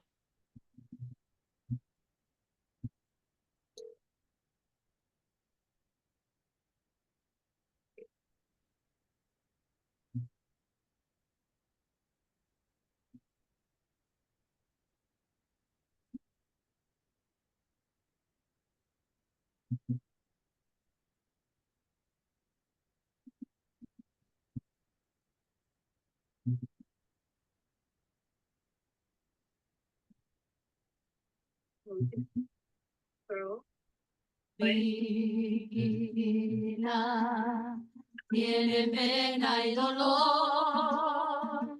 La Bikina no conoce el amor.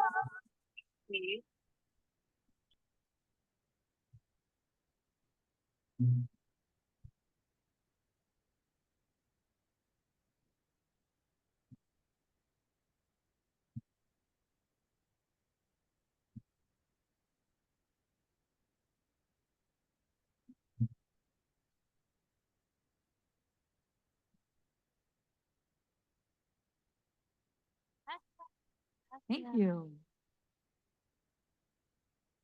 All right, I'd love to bring the dancers back in if they are available for another dance.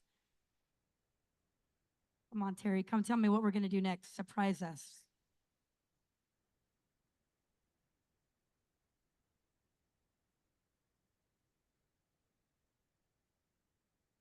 Surprise us. What is it? All right, we're gonna continue on with a beautiful song. La Madrugada.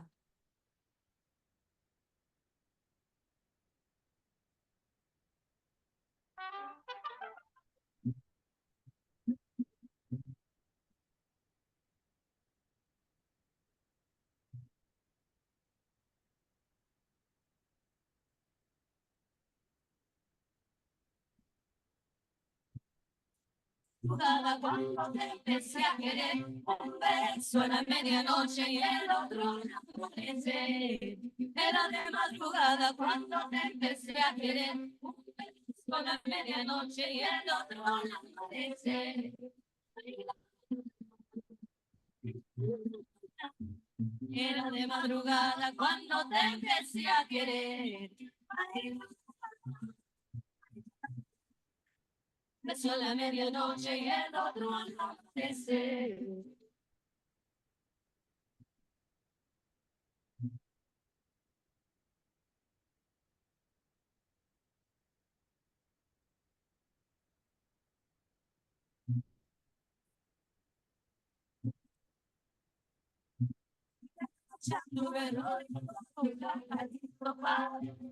Voy a ver querido, todita la noche anduve rodando, gatito padre, si te voy a ver por querido. Ay,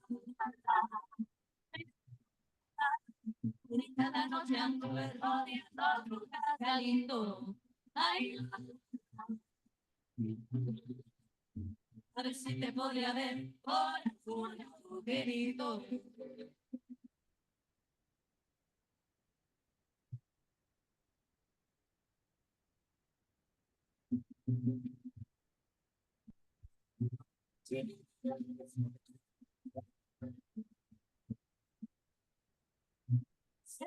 Mañana préstame, seguiré los pasos a esa joven que hoy se va. Lucero de la mañana préstame claridad para seguirle los pasos a esa joven que hoy se va. Ay, Lucero de la mañana préstame tu claridad. Ay, para seguirle los pasos a esa joven que hoy se va. Ay,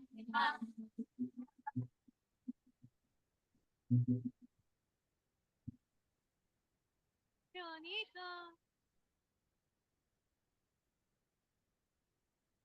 Thank you, ladies. All right, have you thought of any more favorites you might have? We got a few of them already. That was the first one that we did. And we did it with the dancers and everything. We can do more songs from Jalisco. You like songs from Jalisco? You want a love song? We have a few of those too.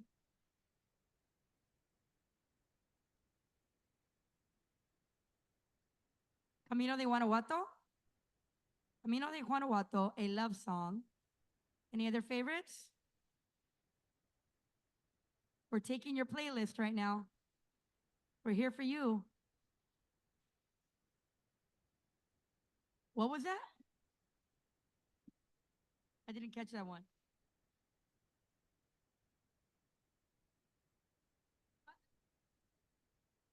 Malagueña? Huh?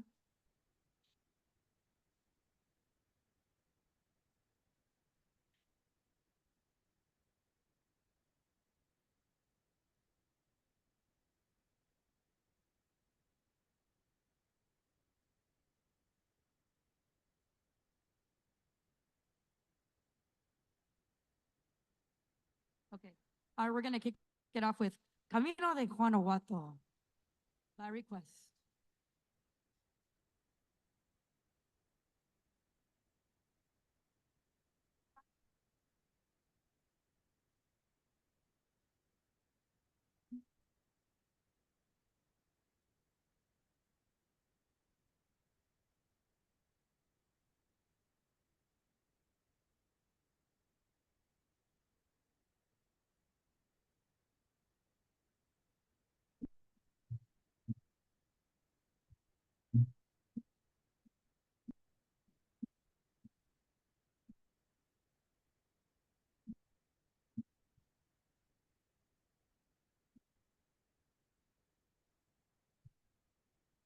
Vale nada la vida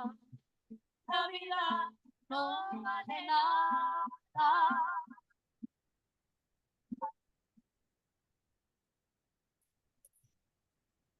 Está siempre llorando, y así llorando se acaba.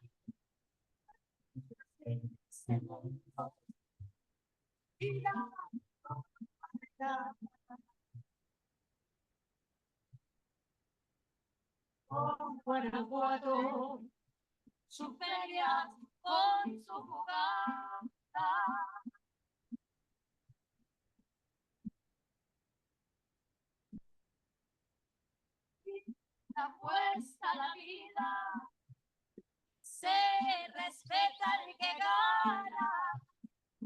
y en León, Guanajuato, la vida no vale nada.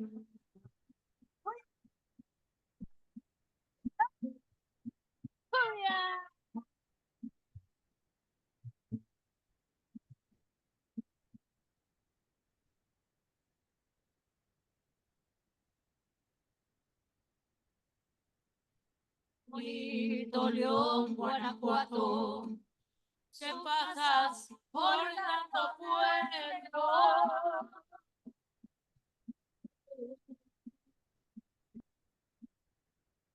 No pases por Salamanca, que ahí me lleva el recuerdo. Vete rodeando vereda, no pases porque me muero. El Cristo de su montaña, del cerro del Jubileo,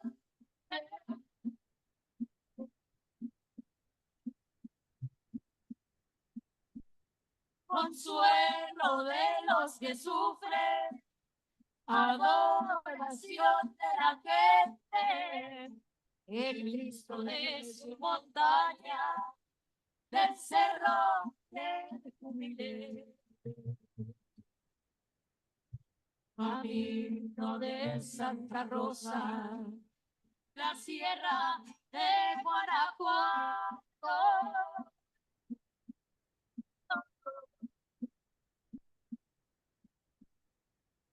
Y no más las lomitas, se ve Dolores Hidalgo. Yo ahí me quedo paisano, ahí es mi pueblo.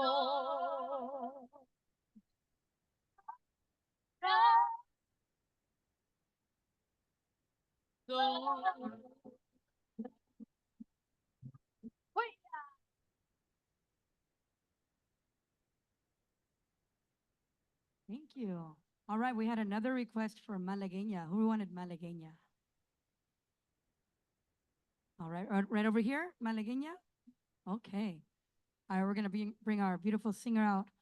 She's all the way from Argentina visiting us for a few weeks, a month out here with Mariachi Divas. Lorena from Mendoza, Argentina.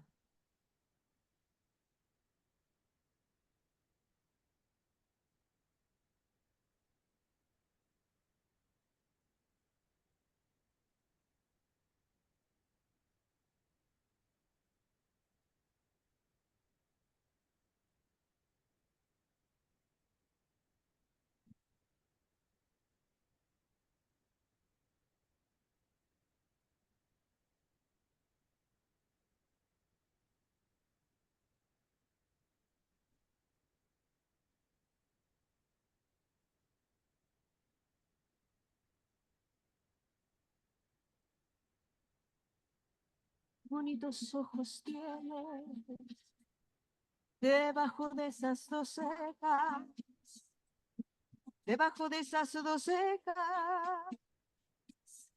Qué bonitos ojos tienes, ellos me quieren mirar, pero si tú no los dejas, pero si tú no los dejas, ni siquiera parpadear.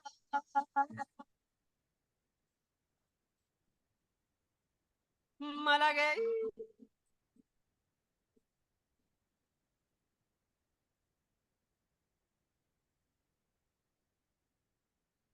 mía salerosa, besar tus labios quisiera, besar tus labios quisiera, malagueña salerosa, y decirte, niña hermosa, que eres linda.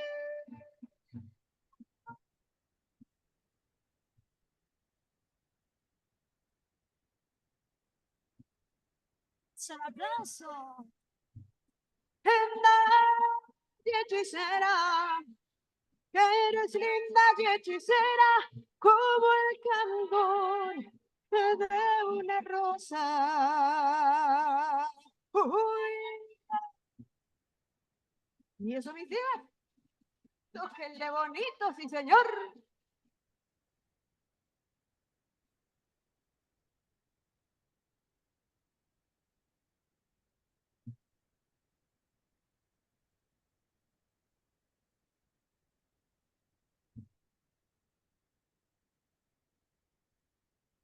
Si por pobre me desprecias, yo te concedo razón. Yo te concedo razón. Si por pobre me desprecias, yo no te ofrezco riqueza, te ofrezco mi corazón. Te ofrezco mi corazón a cambio de Well, mi pobreza. This is the Spanish Mexican group that's entertaining, but it was really good. They all had a good time. Yeah. And I saw, oh my goodness, do you like artichokes? No, thanks. Oh, because I do, but I'm not. Salerosa. Oh, okay. Well, I understand. Besar tus labios quisiera, besar tus labios quisiera, It did have malagueña salerosa, y so decirte, beans niña hermosa, For dinner. I had potato salad. Okay. que eres mi Pretty with the green. It was all Okay. green. Yeah. Good. Yeah. So I see you're getting ready to. well, I'm, moving that stuff down, and I don't know, up to hechicera, que eres linda y hechicera, como el candor de una rosa. and then not Caesar. nectar. Como el candor. Need to remember Caesar at 9 o'clock, and then I kind of have the day to myself. So I thought in the morning I'll hope to get some of this organized. But the band, look at they're blowing away. It's just the singers. It's just the singers. Yeah, but see, they have the band. There's a big band. Muchas gracias. Muy So they're amable. really Muchas are. gracias. And I keep looking because I haven't. See, it's not.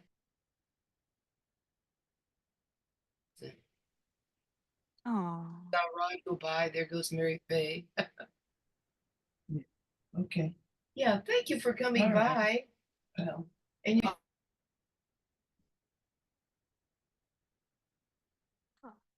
All right, we had a love song requested. I think we'll bring out Eileen now. She's been in the back on that vihuela. We're going to switch her out right now. Bring her out to sing one. This is a classic recorded by a diva, Etta James, and then another diva, Beyonce. And then in between that, other divas, mariachi divas. This is a beautiful classic called At Last.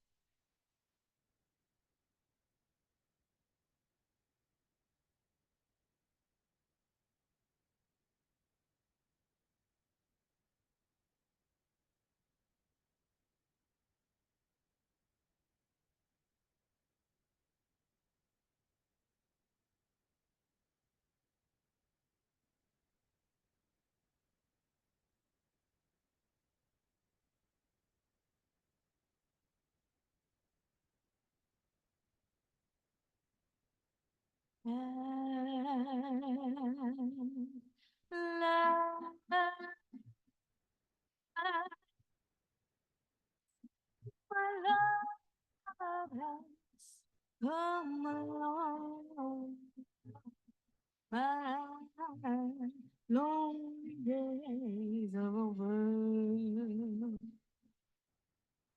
And love is left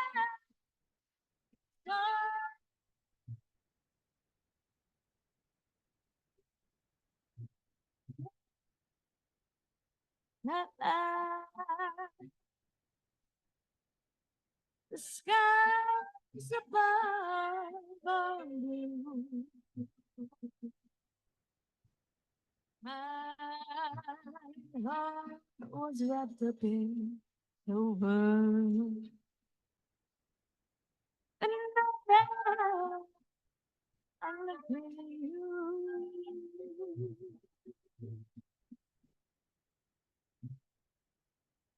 I found a dream that I could speak to, a dream that I can call my own. I found a thread to press my cheek to, a thrill that I have never known. When you smile, you smile. Oh, oh,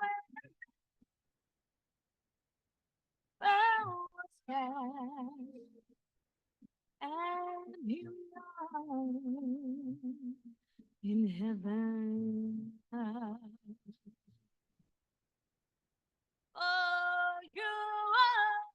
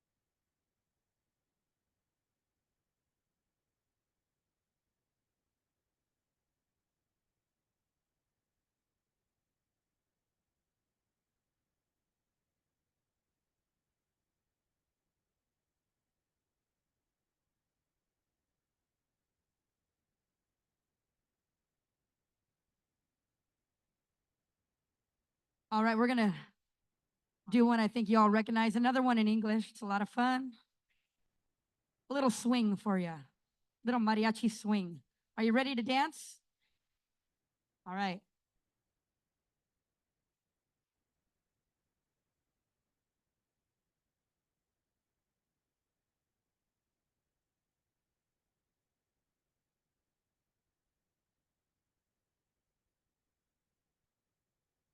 If you ever plan to motor west, just take my way. It's the highway that's the best. Get your kicks on Route 66. Well, it winds from Chicago to LA. More than 2,000 miles all the way. Get your kicks on Route 66. Well, you go from St. Louis, Joplin, Missouri, and Oklahoma City looks mighty pretty, you'll see. Amarillo, Gallup, New Mexico, Flagstaff, Arizona, don't forget Winona, Kingsman, Boston, San Bernardino, won't you get hit to this family tip when you make that California trip. Get your kicks on Route 66. Hit it, Cindy. Hey.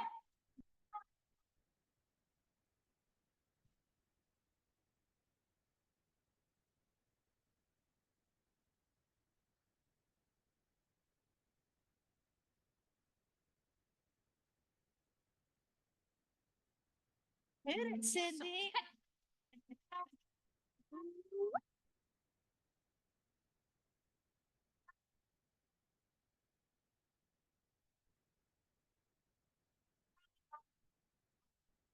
You go from St. Louis, Joplin, Missouri, and Oklahoma City, like my pretty thing. Amarillo, Gallup, New Mexico, Flagstaff, Arizona, don't forget Winona, Kingsman, Boston, San Bernardino, won't you get a hip to this family tip when you make that California trip. Get your kicks on Route 66. Get your kicks on Route 66. Get your kicks on Route 66. Yeah.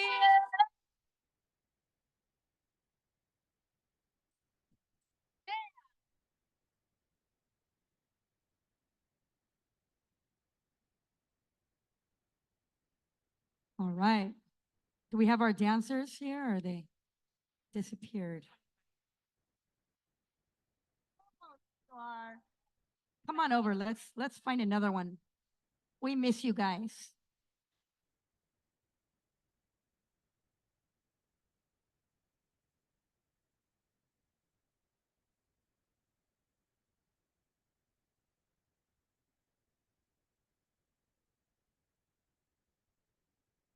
Yeah. Right.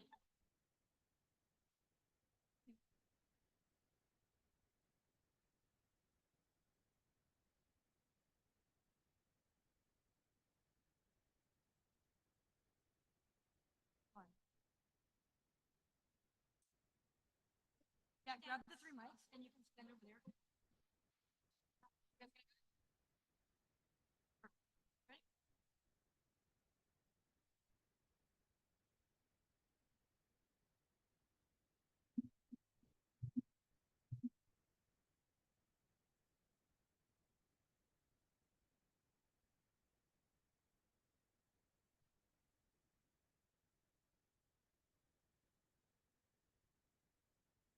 Desde Nabolato vengo, dicen que nací en el roble. Me dice que soy arriera, porque le chiflo y se para. Si les avento el sombrero, ya verán cómo repara. Ay, ay, ay. Ay, mamá, por Dios, que borracho vengo, que me siga la tambora, que me toquen el que dice, después el niño perdido, y por último el torito, para que vean cómo me pinto.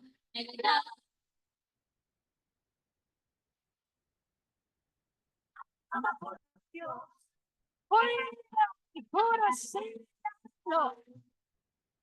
zapate, zapate,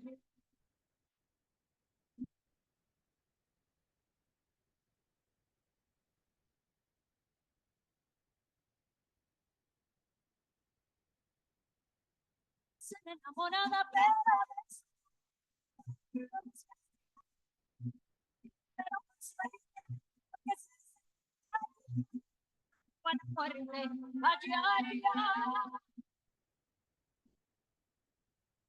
pero ay, mamá, por Dios que borracho vengo, que me siga la tambora, que me toquen el guerrito, después el niño perdido, y por último el torito, para que vean cómo me pinto. Ay, ay, ay.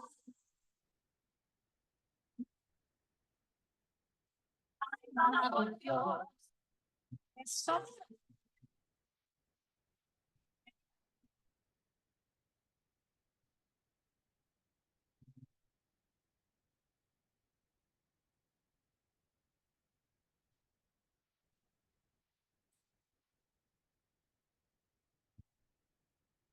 Soy del mero Sinaloa, donde se rompen las olas y busco una que ande sola y que no tenga pareja, porque esté comprometido cuando resulte la bola cada día. Ay, mamá, por Dios que borracho vengo, que me siga la tambora, que me toque en el quelite, pues el niño perdido, y por último el torito, para que vean cómo me pinto.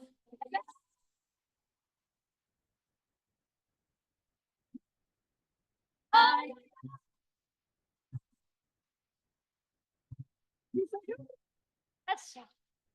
Thank you.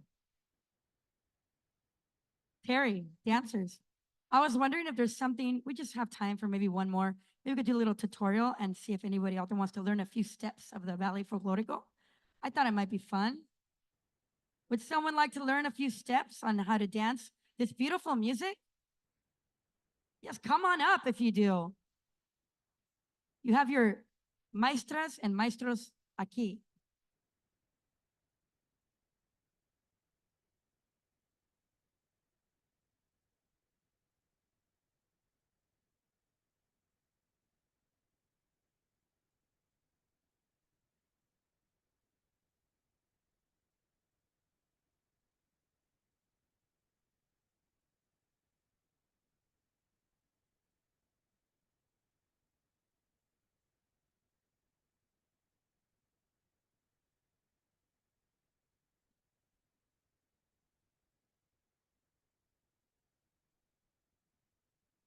All right, you are in luck because you're going to learn a fun dance today. It's called cumbia. Cumbia is the Mariachi Diva's favorite songs to play. So she's going to show you a few cumbia moves, and then we're going to play a song. She's going to take it easy. Don't worry.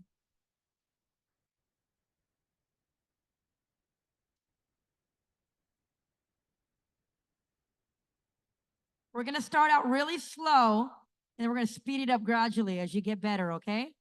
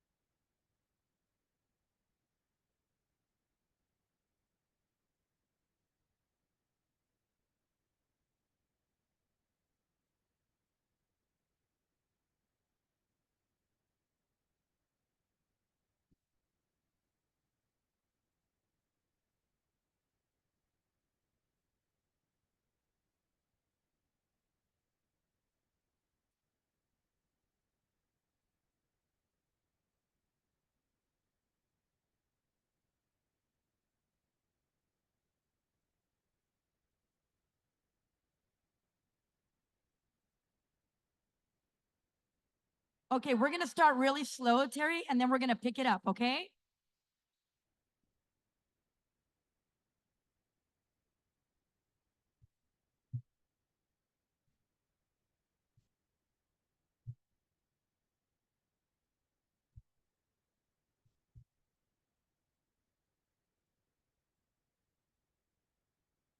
So, everybody say, ha, ha, ha.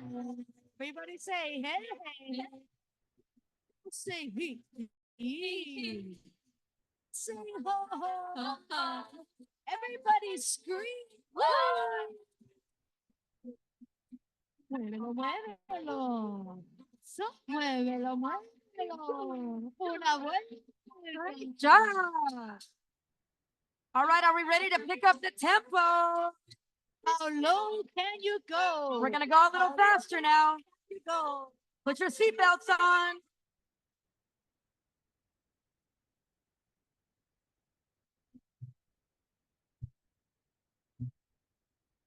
Ritmo. Qué bonito.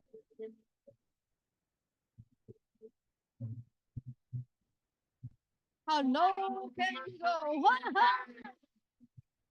Hey, hey, everybody say he. Say ho. Everybody scream. Una vuelta, eso. Sa, sa, sa, sa, sa, sa. All right, we're going to take it up another notch in just a second. Keep it going.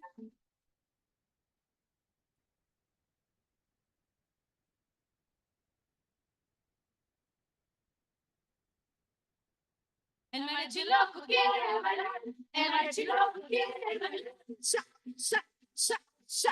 Quiere bailar el mariachi loco, quiere bailar el mariachi loco. Chiquitibona la bimba, chiquitibona la bimba. A la viva la vamos la bimba, a la viva la vamos la bimba. Muévelo, muévelo, que se muévelo, muévelo. How low can you go?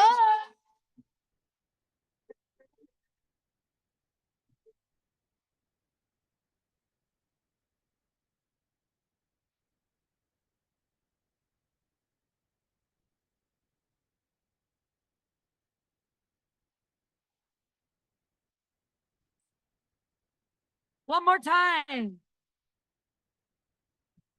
Thank you. We are the two-time Grammy Award-winning Mariachi Divas and Ballet Folclórico de Revolución. Gracias. Thank you for having us. We hope you had a wonderful time with us. Thank you so much. Felicidades a todos. Thank you for everything.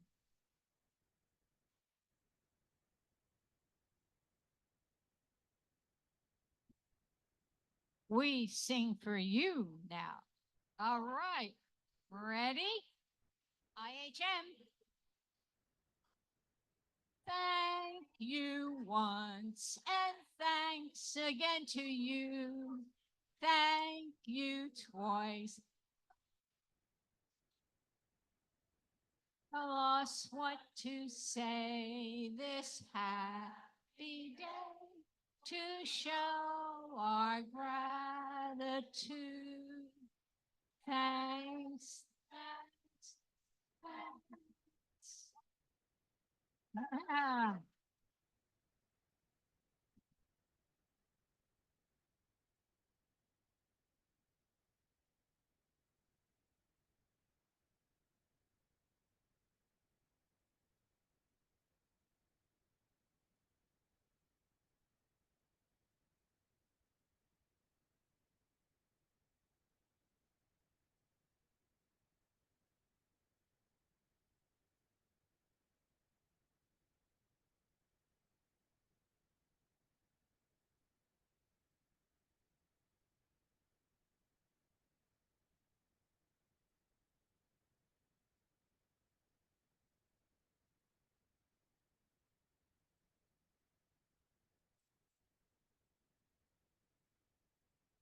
Testing, testing.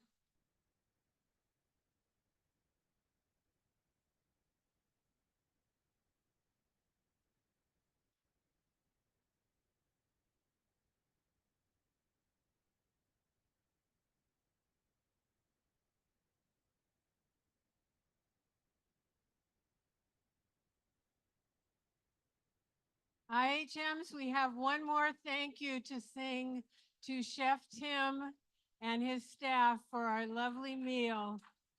So, okay, one more time. Ready? Thank you. And thanks again to you. Thank you. Our times are doesn't do. We're at a loss what to say this happy day to show our gratitude. Thanks, thanks, thanks. Woo! And thanks to all of you for being here to celebrate our 7 Jubilarians. Let's give them one more hand.